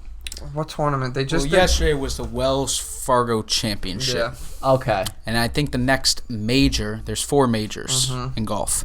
The Masters, held at Augusta, Georgia every year. Mm-hmm. Then there's the U.S. Open, which I think they play at a They different travel championship all over, courses. but the U.S. Open is notorious. That's run by the USGA. Yeah. And there's the PG. Is it? I don't know like the specifics behind it, but the USGA hosts the U.S. Open, and it's notorious for being the hardest, hardest conditions. Yeah. Like rough, like this high, trying to Oh, get yeah, out of wing ground, like foot this and high, stuff. greens Yeah. that are raw. Greens, there's a number They just system. pump the money into those courses, Yeah. too, to make it that hard, too. Wow. Yeah. Huh. Then you got the Open, Yeah. which is in Ireland. It's Europe. They travel to. It's Yeah. like an It's like the Ireland, one England, major European Australia. tour. It's like the You know, Chambers Bay. I think a course that's getting Chambers risked Bay, I think, is to in getting flooded. Oregon. from coastal flooding. They might not even be playable in like the next 50 years. You heard about that? No, Chambers Bay, I think. Chambers Bay. I thought Barstool was just there. Or if it wasn't Chambers Bay, then it's the course that McIlroy dominates at. But that one of those courses out in Scotland or something, Ireland, something like that, near the coast is like going to be like underwater in like 40 years. And it's like such a historical, famous St. course. Andrews? St. Andrews. St. Really? Andrews. Yeah, it's going to be underwater in like 40 years. I was like, Wow. Won't be that is playable. like the most historic course ever. Yeah, it's like Shit. top 3 of all time. Yeah. And then you got, last but not least, the PGA Championship. Gotcha. 4 majors. Okay. And those obviously are the most money. Uh-huh. First Yeah. place, you know, it's like you're looking I at think like even $2 million. 1.2 Well, million the or something cut like that. is like $9 million. You really only get like $2-3 million, but like that's $9 million for like the whole fields, you know. So Gotcha. those guys, if they're not winning, they want 10th, they want 9th, you know. Yeah. Okay. Yeah, I always wondered that because I knew there was all different ones and whatnot. I wanted to know what like the main competitions were and whatnot. Yeah. Yeah. But all right, your number 4. Yeah. Sam Snead. Sam Snead, and I picked Sam Snead. He's an older guy. You know, he battled in like 60s, 70s, and he was like, you know, battling legends like, you know, Arnold Palmer and Jack Nicklaus and all that type of stuff. Up until Tiger broke it, he had the most wins in PGA history. Yep. So that's why I put him on the course, because he was just like... Well, they're tied right now, him and Tiger. Are they? 82. Yeah. 82 wins. Tour wins. And I think after those two, the next closest is like 60. Yeah. Wow. So that's why I had to put him on the list, because... And a lot of, like, your, like, avid golfers and, like, people who kind of watch golf, they really don't know Sam Snead. Yeah, never heard of him. Like, heard, like, oh, he's got, like, tied Tiger with the most, like... But they don't know anything about him. This guy was, like, friggin' Boca Raton, Florida, just, like, pure golf guy. Had, like, the sickest, like, straw hat. Just, like, his swag was so nice. It was just, like... The thing is, Tiger Woods has had 82, and Sam has had 82. But Sam has done it, in the 30s, 40s, like you were saying? With, like... 60s, around there. Yeah, but still with, like shitty clubs. So look at the equipment. Right. Golf is just still designing clubs, you know. Imagine what some of these older guys could do with the equipment out today. Yeah, Yeah. true. Who knows? That's a good point. Yeah. You know, 100%. That's like the biggest argument of when it comes to best all-time golfers. People go, oh, well, you take him and you put him in 2020, he could probably beat everyone out there. Yeah, right. Same equipment. I think you could put that argument for almost any sport when it comes to rule changes and, well, mainly just the rule changes and whatnot. Because I think that's like the big debate with LeBron and Michael Jordan. Oh, yeah, for sure. With all the rule differences. And some of whatnot. those other guys were saying, like, man, the amount of steps, like, I think Will Chamberlain said he would have had a 200-point game, like, if he was allowed to take, you know, like the 2.5, 3 steps type thing, where most NBA players, like, do every single night now. Right. That's a whole nother topic of conversation. I Yeah, don't even yeah. want to talk about the NBA. Yeah, because you talk about the NBA and how they play now, and you throw them back with, like, Bill Laimbeer and how they played back in the day with, like, you know, freaking... Yeah. It's totally different. They were getting... Drive the lane, you're getting clotheslined, like, you know. Yeah. So, Yeah. got a little soft. Sorry, any basketball fans. He's right. All right. My number 4? Yeah. Who is my number 4? Oh, again, it's honorable mention that he already said. I put Rory McIlroy. So, you know, a lot of people are going to say, like, oh, how could you call him the best of all time? Like, but to me, I have not seen a better golfer from the years of 2010 till, 2018-19, when he was just winning everything. He's a 4-time major champion. He's only a green jacket away from winning all 4 majors. I'm pretty sure like only a handful of people have done that. Tiger Woods, Gary Player, Sam Snead. And the reason why I like McIlroy so much is just like his upbringing from Northern Ireland, and just coming out of nowhere, and just seeing his swing, and seeing him like playing at 17, 18, knowing like everyone knows he was going to be so good, seeing him win like the Open, and then just so last night, like my one buddy had like, he needed Gary Woodland to win, and he would have won $600. And I was like, I'm rooting for you, but I'm low-key, I'm rooting for McIlroy, you know? He's just became a father, and, like, I was watching his swing all day yesterday, and I'm like, dude still has it. Like, just prime. Young guy, too, right? Yeah, relatively. Yeah. He was, like, when he was, like, I could still say he's in his prime, because he's 30. He's 35, 34. Well, like, you think about Yeah. what he was when, like, he was winning. Oh, yeah. Like, Aaron Hills, I think, what was that, back in, like, 2008 and Yeah. stuff like that? He was just so... When he was signed with Nike, when Nike was still making golf clubs and stuff, Yeah. he was just... Dude, I honestly so think, good. the best of him is still yet to come. He is the most upward mobility, I think, honestly, on the tour. You think I about- believe it. He is, like, he's a smaller guy, but for some reason, like, he's just can crush the ball. he just fucked. His execution is perfect. Mhm. Jeez. Such a good swing. I remember when he first, like, I guess blew up in a sense. Like, everyone was talking about him and everything like that back in the day. I'm like, and my thought, not watching golf that much or at all, was like, oh, maybe this is like the next Tiger Woods in a sense like that's that. what people were saying about him, yeah. Well, do you think that could still be the case? No. No? No. You don't think so? No, but I don't think anyone has been better between the years of 2010 to 2019. Maybe you could give Brooks Koepka a run for that money. Well, DJ too, but other than those two, no one else. Yeah. No one else. And Rory. But other than those three. Yeah. And that's why I'm at my 4. I like him. Yeah. I'm not mad at it. It's a good pick. Yeah. I think you still have so much more to see of him. If you think about it, like, freaking Jim Furyk is out there. He's damn near 60 years old, still killing it. Why can't Rory be doing that when he's his age? Still so much more you have to see of Rory, so... Yeah. Still time. He's still relatively young. For sure. My number 3 is Annika Sorenstam. Ever heard of her? Yes. Oh, a female. Yeah, female. Yes. If you put Anakin in a female version, that would be the name Annika for sure. Okay. I was just thinking that was the first thing that I thought. So she actually was named the most caring athlete in 2008 by USA Weekend. I don't know how legitimate that's supposed to mean or anything like that, but I just wanted to put that out there. So she started the Annika Foundation, launched in 2007 after her LPGA career. After that ended, she started that up.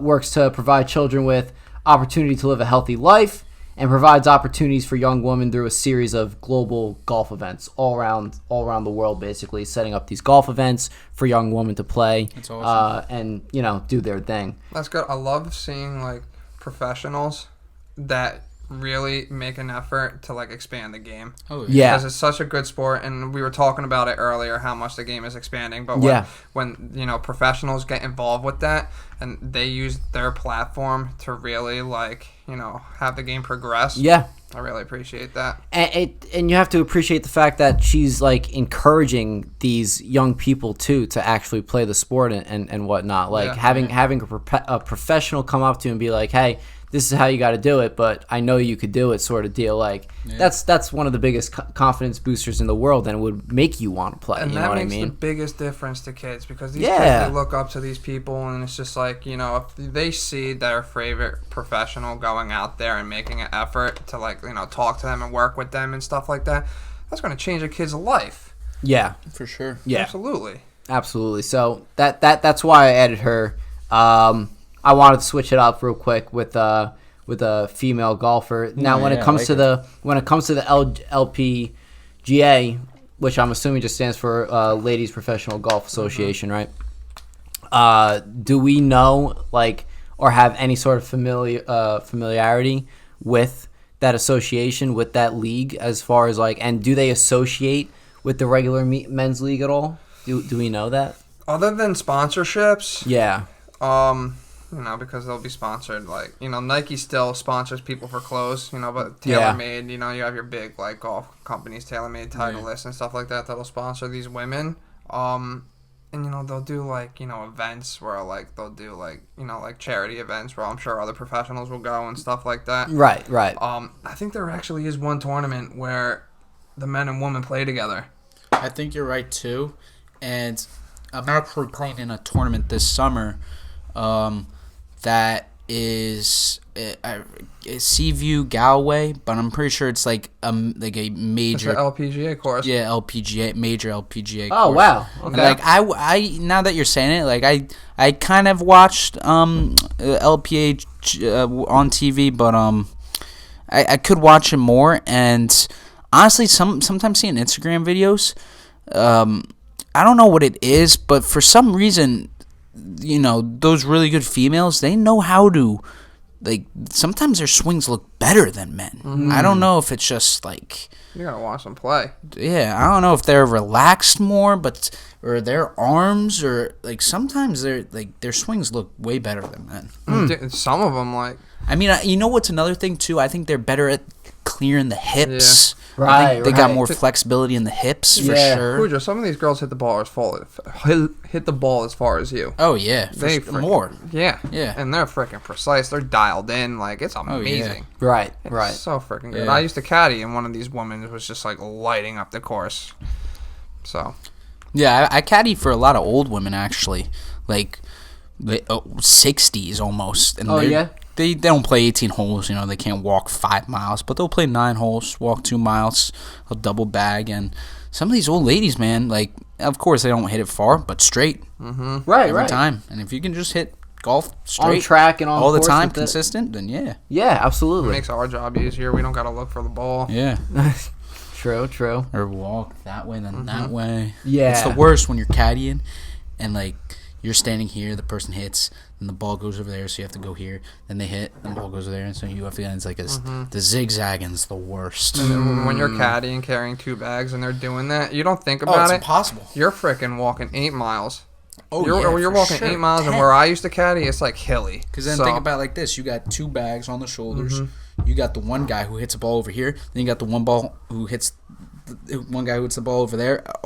Complete opposite way. You have to bring the bag there, and then you have to go that way, and then they could do gotta the go back and same pick thing up the his bag. opposite ways, and it's just like, oh no. Yeah. It's a Yeah. lot of running around.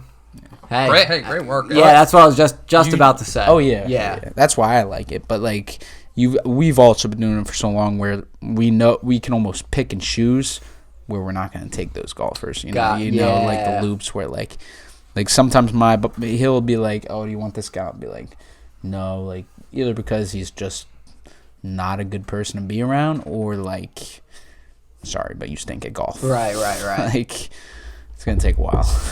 Gotcha. Who are we up? My number 3 or your number 3? I believe I it's think Zach's number My 3. number 3. Yeah. Bobby Jones. Okay. Great Bobby swing. Jones he's one of the legends of the game. The reason why I picked this guy, because anyone who knows me knows I geek out over the Masters. Bobby Jones, I'm pretty sure he's a course architect at Augusta, and he's one of the founders of the Masters tournament. And I feel like he had to make this list, not only for that reason, but because, as we talked about it earlier, career Grand Slams.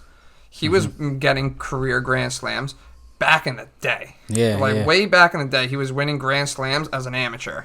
Yeah. So he wasn't even a professional. Yeah. He was like, golf was almost like a hobby for him, and he was winning like all the major tournaments like as an amateur. Yeah. Which is crazy. Wow.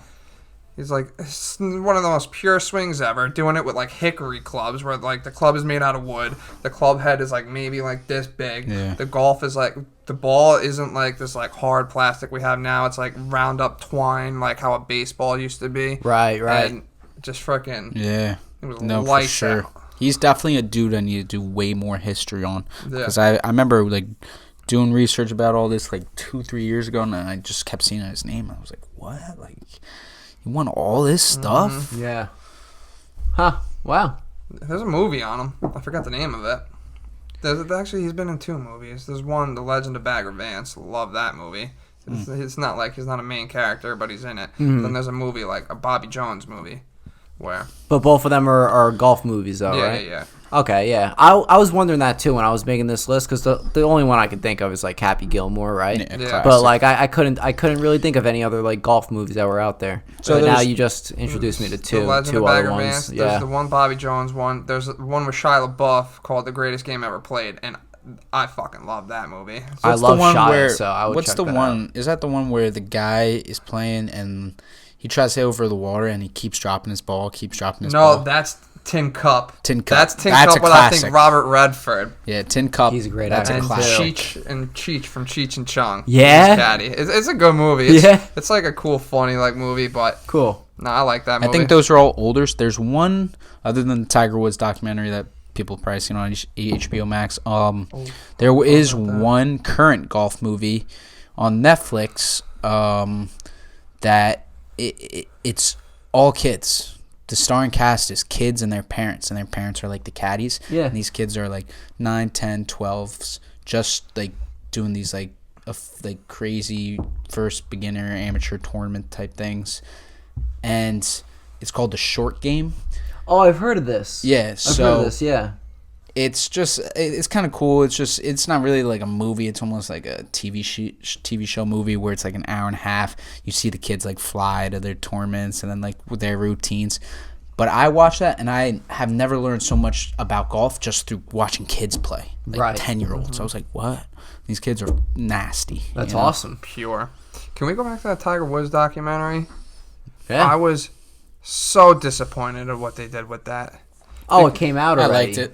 Oh, You okay. liked it? I liked it. Me? It was the truth. It was the truth. Yeah, I got it. Like, It you showed probably don't like it because it gave Tiger Woods backlash, No. but like he's the GOAT and no one can deny it. He's the GOAT. He's the best. Yeah, we're getting to that. Spoilers. But all it was, I think it was just like they just talked so much shit about him. It was just like they showed all the bad with everything that he's been through, with like the DUIs and the divorce and with the custody battle and the scandals and all that type of stuff with like his adultery and stuff like that. Where yes, I do feel that stuff should be mentioned, but I don't think it should be the highlight of the documentary. Yeah. Where you see what he would do on a golf course, and we'll get to this. I feel like that's where they should have went more with the documentary. Yeah, you're right. They did him a little dirty. Right? Like, well, was there like a redemption story to it? Like towards the end, was there some sort of redemption? Really? Yeah, it wasn't like that big. Wow. I mean, it's like almost whoever made the documentary wanted to like capture just the whole dark side picture. sort of deal. Yeah, that too. Yeah. But like for me, like like you're gonna see like athletes all the time mess up, make mistakes, and like I think after seeing that documentary, people, you're either a Tiger fan or you hate him, and I think after that documentary you have so many of those haters, those Tiger hating fans that are now like kind of realizing like he's human, like because even though they said a lot that it's like, come on, you couldn't leave that out. In the very beginning, they showed his upbringing, and like honestly, like if his dad wasn't a jerk, man, probably wouldn't have done like half the bad things he's done. That's what I believe. Where he is. That too. If his dad was not not a jerk, he probably wouldn't be a great golfer. Right. It's all about the other side of the coin in a sense. Yeah. Wow. If that's on HBO Max, you were saying? Yep. Interesting. You would love it. Yeah. I'll definitely check that out. Yeah. Okay. I believe My you're three. on your number three. Third, Yeah. I'm excited. This is like one of my favorite ones. All right. No one said it yet. So I gotta give number 3 some love. Gary Player, Mr. Fitness. To me, best shortest golfer of all time. Man was about 5'5", and the game of golf, if you're taller, you do have an advantage. Longer arms, just everything. He was so strong too. And my boss told me this the other day. Say you take you could do it with a pole or a golf club. His finger strength, his finger grip strength. I don't know if he was a farmer when he was a kid or something, but like you take a golf club and try to hold it with these two fingers, it's bending down. You can hold it where it doesn't hit the ground, but you can't hold it parallel with his arm. You can actually take a golf club with two fingers and hold it straight out, which is just unreal finger grip strength. Right. Crazy. And is he South African? He's South African too. He had a remarkable career. He's played well over 150 tournaments. To me, he's also the best oldest golfer right now. You'll have those old guys like Arnold Palmer. Well, passed away. R.I.P. Some of those guys though who do like senior tours for fun and stuff. He like dominates everyone in those older senior tours. He's one of only 5 players to own all 4 of golf's modern majors, and one of only 4 players, which is Jack Nicklaus, Tiger Woods, Nick Faldo, to have won the Masters and British Open 3 times apiece, which is just that statistical alone just gets me. Just gets me. Those right are the there. 2 biggest majors. So yeah, Really? I had to give Mr. Fitness some short guy loving. I like that Well, pick. what's with the name? How do you get the name? Do you know? He was. I think he was always just more into like he was almost more into fitness than he was golf. Oh, okay. Yeah. Gotcha. But I guess he just played golf and the fitness executed it. Yeah. Right. All right. Very nice. Very good. My number 2 is Arnold Palmer. Put him there because it's just a name that everybody knows. I feel like not half the people, but some people that have the drink don't even know he's like a golfer and whatnot. I feel like they just think it's the name of the drink, right? But, the drink is fantastic. He made an impact on many charities and organizations, but he also has the Arnold Palmer Hospital and another one too, the Winnie Palmer Hospital as well, for women and babies in Orlando. So they have their own. I did not know that. They got their own hospitals going on that they founded basically, which is freaking awesome. But yeah, back to the drink. It's amazing. They now have spiked Arnold Palmer, so make sure you try those out too. Trust me, they're on every freaking golf course. Oh, I'm sure they are. I'm sure they are. But I think they're pretty good. And I'm not a big fan of like the Twisted Tea sort of deals, but I would drink those. Those aren't too bad. They're pretty good. You know? I gotta They're try not one. bad. I've had one. There's a lot of sugar though, so like Never you're gonna had get it. that hangover and you're gonna feel like shit later. Yeah, that's true. That's true. No, they're pretty. They go down easy, and especially on like a hot summer day where you're Oh, out hell there, like, yeah. they're nice. The one thing Hell that's yeah. eating me is on the can, and like I tried Googling it but couldn't find it. They give a little biography of Arnold Palmer and like some of the things he's done. Yeah. And like just what it says on the can is like mind blowing. Right. I wish I could remember. I'm gonna have to look at an Arnold Palmer can I'm next gonna time. have to go get one like Yeah, and tomorrow or just something read like it that and and check see it what it out. did. Yeah, right. She has one of like the nicest golf courses. Like, Oh yeah, what Bay Hill, right? Yeah, Bay What- Hill. Oh yeah. So he has his like own friggin'. He has his own golf course. It was his own tournament. It was the Bay Hill Invitational, and it's like funny. Like he had a spot, and I think it was on like 18 where he would like post up. Like he'd be in his own cart and like on the course, and like not like it's his own spot. So when the players were playing and they're like coming up 18, he'd just be sitting there, and like all the players would go up, show their respects to him, and like Very cool. just like the dude. Yeah. He's the man. That's awesome. But that is my number 2, Arnold Palmer, the boy. The boy. The boy. So my number King 2. of golf.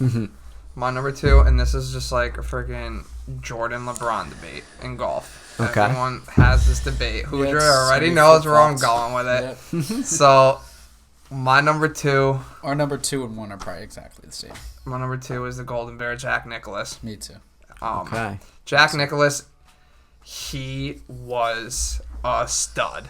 Oh yeah. He was a stud, man. He can frickin' play back in the 70s. I think he was like playing up until like the 90s. He was like playing with Tiger Woods.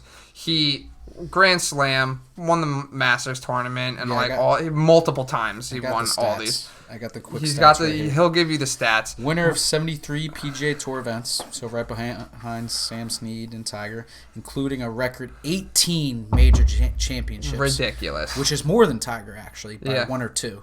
Something like that. So he's done better in the big shows. Winner of a record 6 Masters. I think Tiger only has 3. The 4, I think it's maybe 4 4. now, this I don't last know. one. Finished in top 5 in majors, a record 56 times. In top 10, a record 73 times, and that's in majors. Like when it's basically like if you're watching the Super Bowl, or it's like Tom Brady's walking on the field. Yeah. It's time to shine. Yeah. That's the Golden Bear right there.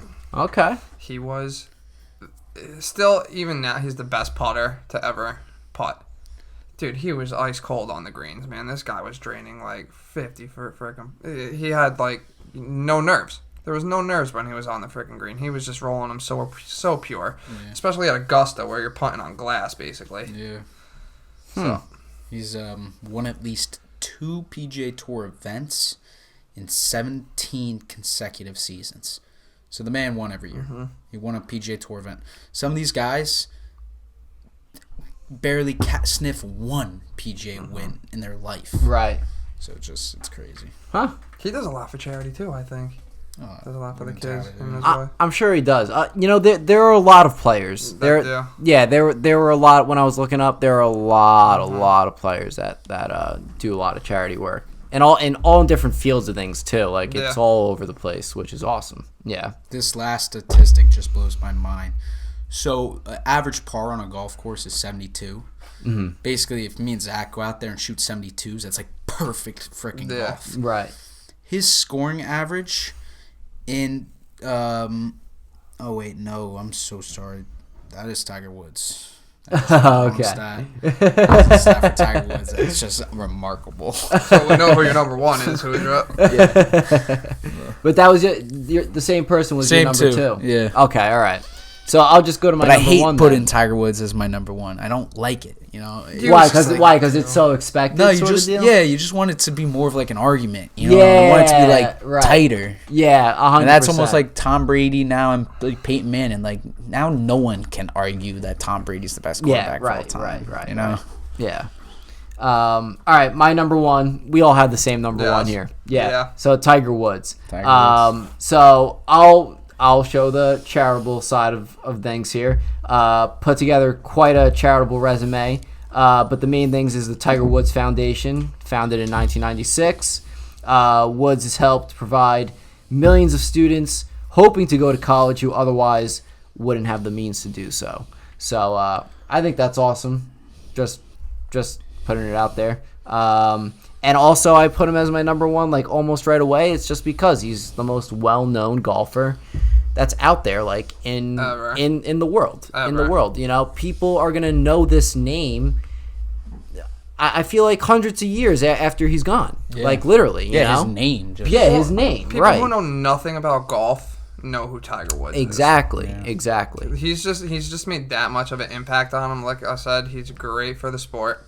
He's the best. He was more than the Michael Jordan of basketball. Yeah, honestly, he had so many. In his prime, he had so many endorsements. They call him an artist for a reason because the things that he would do, even back when we were kids, today, is mind-boggling.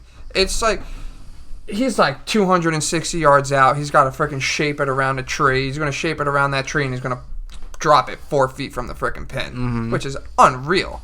Like, you know, he was back in, you know, when we were young, like 2005 era, where the equipment wasn't as good. He's still driving the ball 340 yards. Yeah. Right. Which is unreal. And someone that skinny, you know. The things he's done, like he's taking breaks. I'm pretty sure one part of his career, like he just completely stopped playing golf and like decided to like join the Marines, and like the Marines were like, yeah, let's train Tiger Woods to be a Marine. Like he took it serious. And then, like, he stopped. He realized, like, I'm not a soldier. I'm going to go back to being a golfer. Right. But he took that mindset to him playing golf, which is just scary. The freaking comeback story is the greatest thing, one of the greatest things in sports ever, where this guy, for years, he's battling back injuries, surgeries, like, you know, hours and hours of PT, to the fact where it's just one of the tournaments, he's swinging a golf club, and he's literally on both knees in pain, writhing in pain, finishes the tournament, and then 2 years ago to come back and win the Masters it's sick. It's just it's what disgusting. This guy has freaking done. And there have been years where, you know, he stepped away from the game, and it comes to think, if he didn't step away and he didn't have those back injuries, he would have blown Sam Snead and freaking Jack Nicklaus out of the water with the major wins and the total wins. So I mean, he's only chasing really one more thing, and that's the Golden Bears major records, and then he's got it. And it's a shame that he just got into a car accident, though, because... But, yeah, I mean, there's plenty of players, too, who play through little injuries and stuff like that. But seeing Tiger Woods, win some sort of major or tour, some championship on a broken leg, it's sicko. Yeah. Like... If I break my leg golfing, I don't want to play golf for the next year. Yeah, right. It just shows like the level of freaking commitment and passion that these guys have. Hell yeah. His back injury was like debilitating. Like he couldn't freaking walk. Like he was like getting surgery like every month. Yeah. They had to do like a spine fusion. Yeah. Oh man. And it got to a point where after all that, he actually had to like correct his swing, fix his swing, so he wouldn't re-injure himself. And to be able to do that and still be good, yeah. Oh my gosh! To adapt to a different sort of form and everything like that. To like almost takes like a lot. weaken yourself for just like, just like it's mind blowing. No, mad respect for Tiger. 100%. His dad. Yeah, his dad was there with him all the way, but like has seen things as a teenager, as a child, as a young adult, has been through some of these things that like no one should just ever like have to deal with. Just like unfair. Right. All right. Nice. Is that all we got? All we got to say about our boy Tiger Woods here? That's about it. All right. I just hope him a speedy recovery. I hope he gets well because I would love to see him in the winners column again. Oh, 100%. I'd love to just to get those 2 majors. Man. And his son's swing right now. Pure. His son's swing looks better than Tiger Woods right now. How old is his son? 12, 14 at most. Might be 9.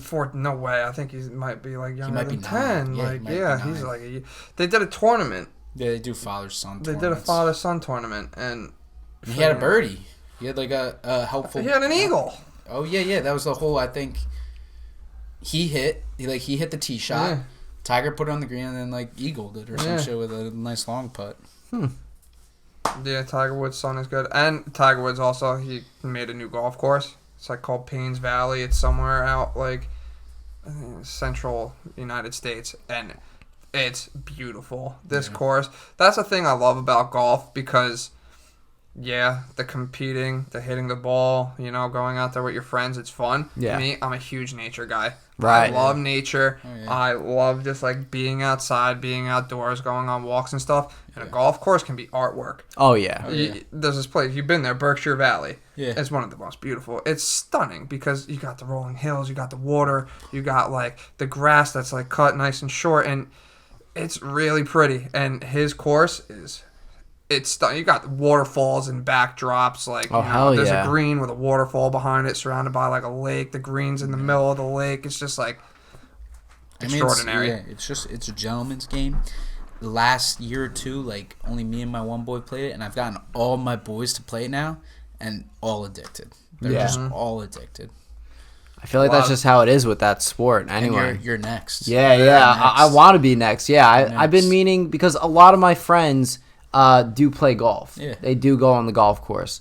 And like I'll always be like, just let me know when you're going to the range or whatnot. I'll hit him at the range. Yeah. Like that's what I'm comfortable doing. But like now, like I think I'm ready to like finally get back on the course after that time in South Carolina so long ago and try it out again for sure. Just start slow. That's all I gotta say to people. It's just like a lot of people, they get so discouraged with golf. Yeah, you can't. Because they go out there and they go to the range and they expect to like hit the ball like mad far. And but you're right, it's the accuracy they're issue. getting good on the range, and then they play a course, and they're like, my only advice is like don't get discouraged. It's not about playing well. It isn't. That'll come.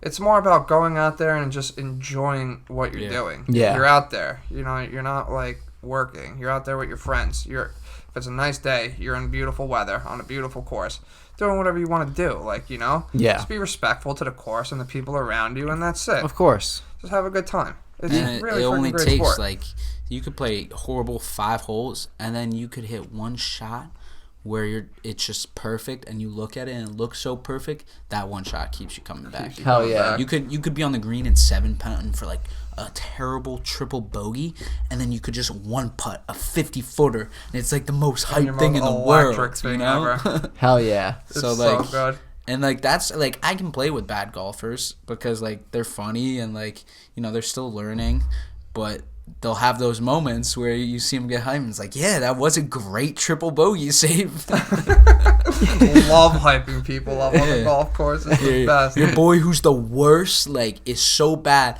but makes this one putt and you're like, let's go! Hell yeah.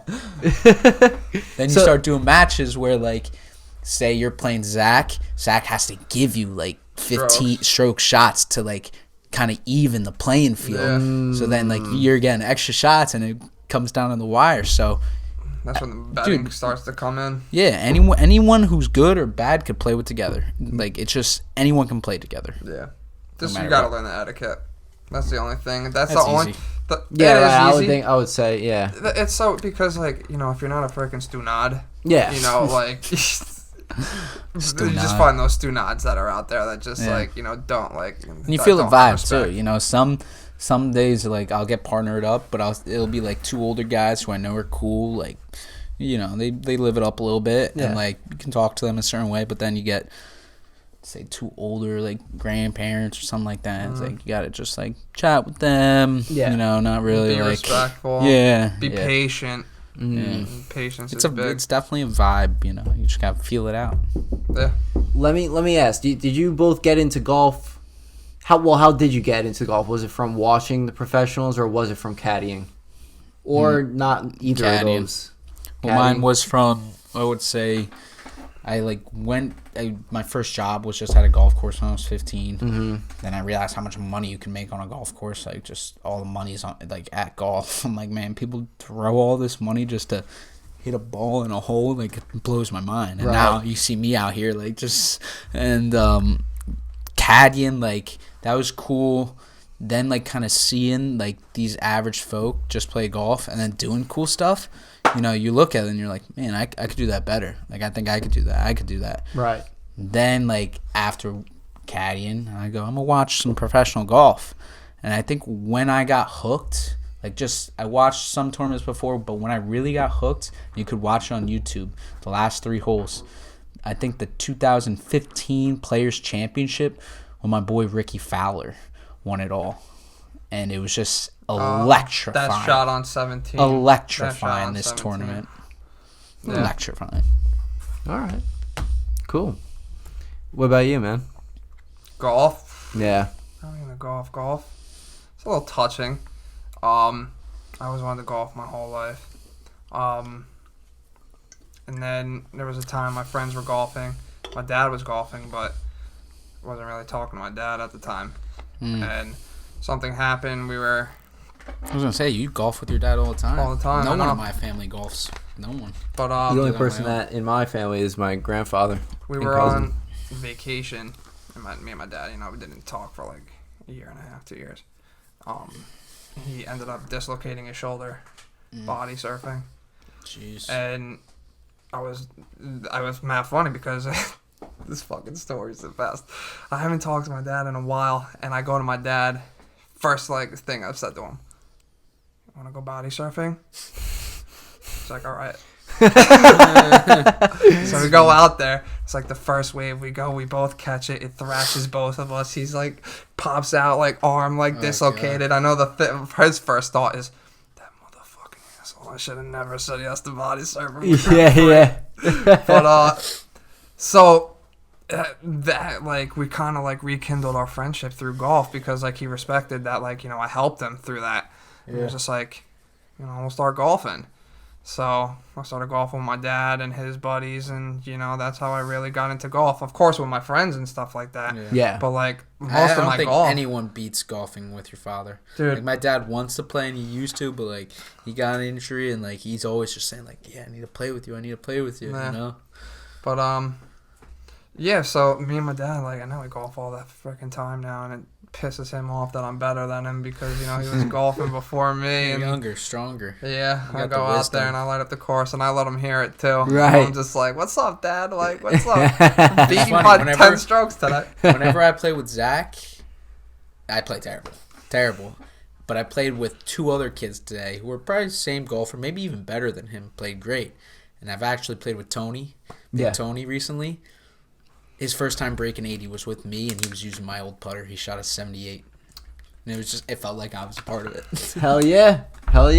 Good for him, yo. Breaking 80 is an extraordinary feeling. I'm pretty sure I've had an 83, 82, but I'll get it one day. But I think the statistic is an amateur golfer, if you shoot 80 or break it, shooting 79, you are on the top 2 percentile of all amateur golfers in the world.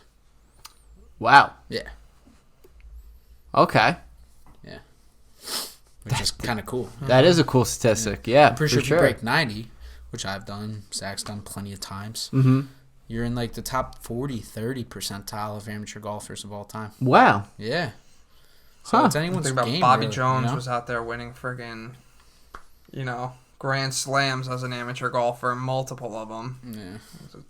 Yeah. It's funny that we're doing this because we're like flip-flop. Like, you say now you kind of want to get back into golf a little bit.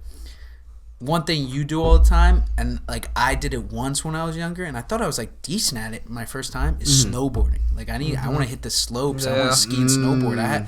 I've never skied in my life, and I've snowboarded like once for like 30 minutes when I was like 10. So we got to do a little flip-flop. Oh, 100%. I kept saying I was going to go this winter, and I think Danny even put me in the chat too, and I was just like, just couldn't find the time with freaking work and school, and it was just... Yeah, it's getting easier. It happens.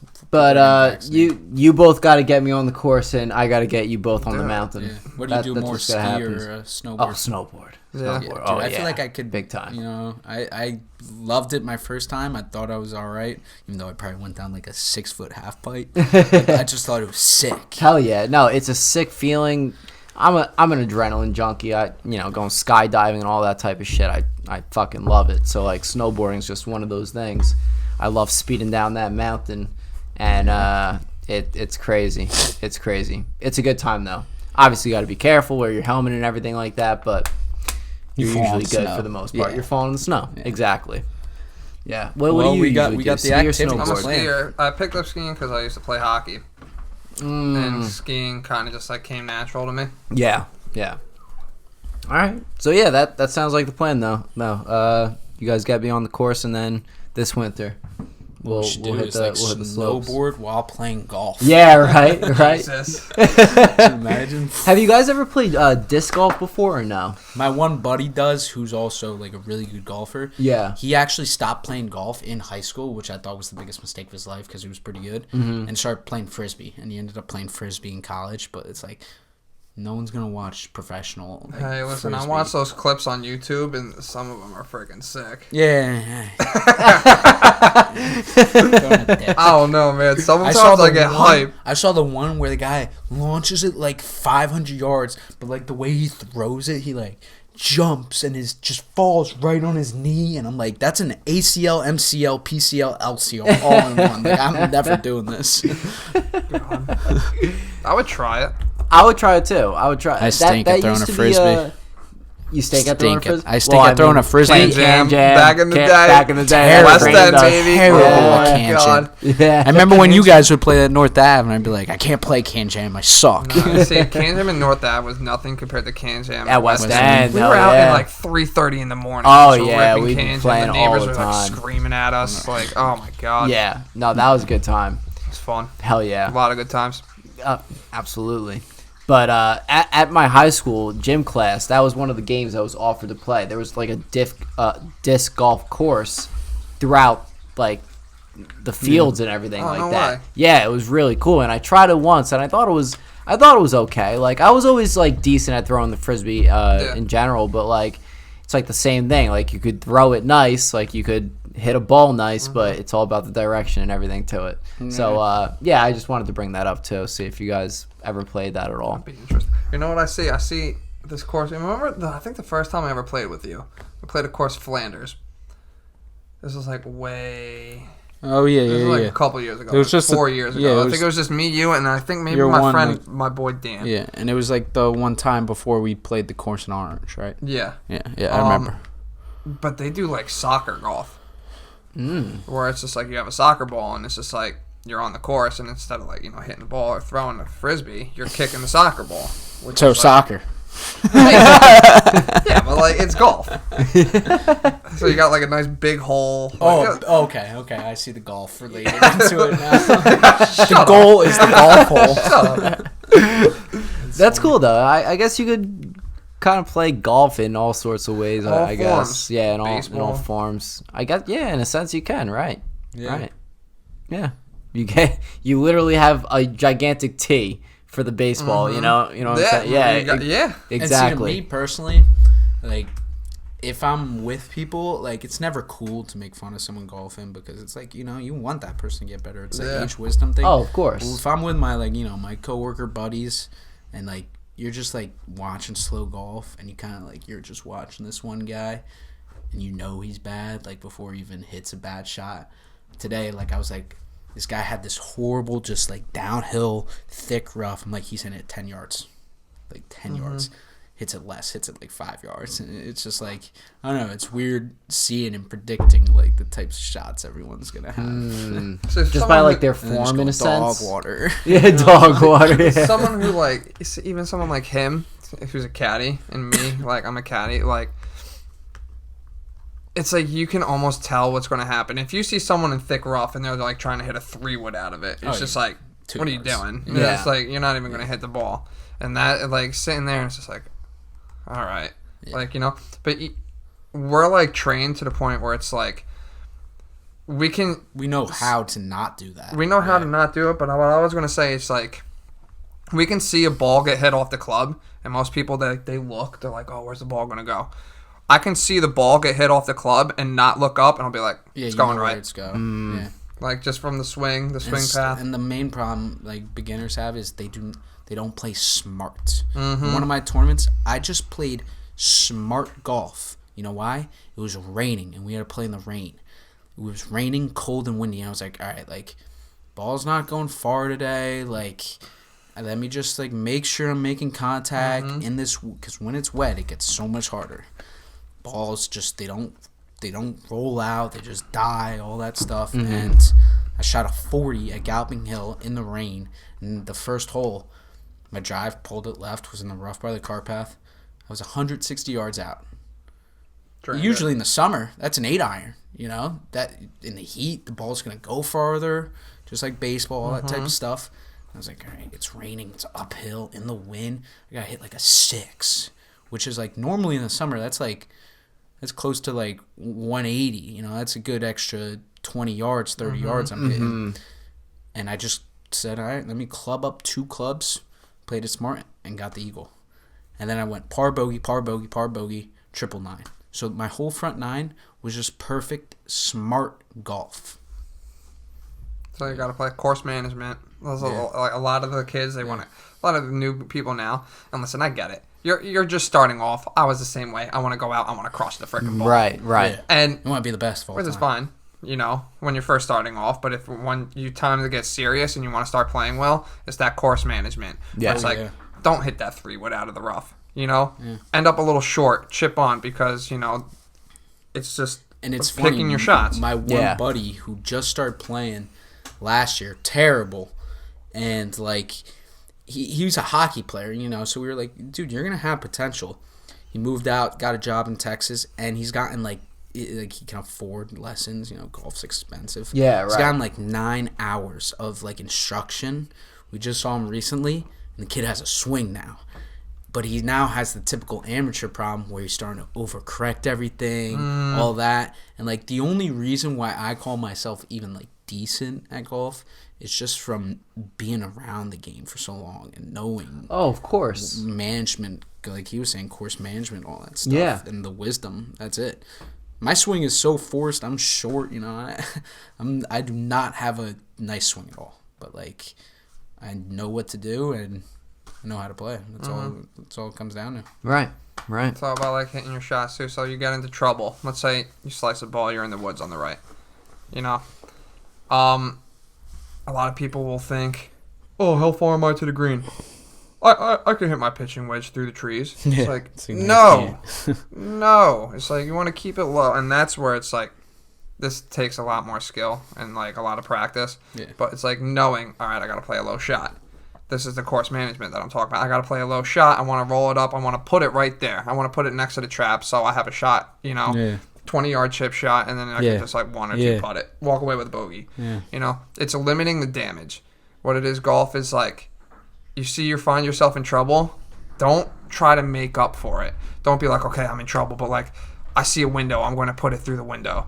Unless you're really good, like a professional or someone who's been playing for a long time, don't want to try that. Right. Play the smart shot, limit the damage, walk away with no more than a 5, even a 6. Yeah. Like, it sucks, it stings for me. If you're playing like double that bogey new golf as a beginner, awesome. Yeah. Awesome. Yeah, really. Like if you're just going 2 over par every hole, that's great. Great. Yeah. You're playing smart. Yeah. Like my one buddy who's like trash. He usually putts like on the fairways, like say if the ball's not on the green or like by the fringe, But this one time, and he's my partner, I'm like, putt that, Michael. Like, you can putt that. Mm-hmm. Like, it's not chip a ball right here. You are close to the hole where you can putt it. But he was like, nah, I'm going to chip it. You know, it's kind of like in like high grass, like almost. And I'm like, no, like, please just putt it for the love. Like, if you leave it short, like, you'll make the next one. If you put it a little long, you'll make the next one. So, nah, takes his wedge. He's taking nice little tiny practice shots because he's only got to, like, land it. It's softly, but it's harder. He takes this wedge and blades at 20, 30 yards past the green, has to chip again, 5-putt. I'm like, screw you. Yeah, right. You know, like, this is what you get for not listening to me. So what I'm getting from this is, like, you don't want to overdo it where you're passing that hole and whatnot. You're just gonna make your score even higher, basically. Yeah. You have to know your game. Know your game. Trust your swing. Clear your head. It's just so important. Yeah, for sure. And I know the number one rule, like you guys were saying, is like if you are having a bad day or bad game and whatnot, you can't let that get to you in a sense and whatnot. It'll only make your game even worse. Yep. Right, exactly. I have broken clubs because I was having a bad day, and it just makes you miserable. I used to be bad with that. Until this point in the year, I would bad shot, and I hit one, I'm throwing that. I'm doing the typical, like, drop, like, flinging the club, and I go, I got to stop doing that. If I hit a bad shot, just... And it's the most important thing is, like, good score, bad score. Whatever you do on that hole, the next hole you play, you immediately forget about and just start envisioning what you're going to do on that hole. Right. That's what you got to do. All right. I'm getting some wise words from you guys right here. Yeah. I think you're preparing me. You're preparing me. Put Frankie on the PGA Tour, man. There it is. Yeah. Champions Tour. Yeah. Yes. You need a little Corn more Ferry time. Tour. The web.com. Yeah. All right, guys. I think I'm going to cut it off there. That's fine with me. Yeah. Awesome. It's good seeing you, brother. Yeah, dude. It was great seeing both of you guys. We're glad we finally got to do this. Yeah, 100%. I'm glad I had both you guys on. Let's have you guys on again for a different topic, either sports, movies, whatever you guys want to talk about. I'm good with movies, TV shows. You just let me know what you want to talk about, and we'll set up a date for something, all right? Sounds good. Cool. All right, with that being said, hope you guys have a good night. If you like this episode, make sure to like, subscribe, and share, and also follow us on Instagram at Podcast with Frank. I'll be posting clips and other videos of other projects that I'm working on there for you to check out. And with all that being said, have a good night. Good night, everyone. So, 4 categories, 5 questions each. The loser, we both picked up the one chip challenge. Yeah, 2020 one chip challenge. We both got one. You get 3 points if you answer the question correctly without getting any of the multiple choice answers. Okay. 2 points if you answer the question correctly with the multiple choice answers. 1 point if you answer the question correctly with half the multiple choice answers. What movie is the best rated on IMDb with a 9.2? Forrest Gump, Shawshank, Godfather, Godfather Part 2. I'm going to have to go with Shawshank Redemption. That is correct. All right, cool. When was the SNES released? 1991, 1995, 1999, 2005. Cut them in half. 91, 99. 91. That is correct. Okay. There you go.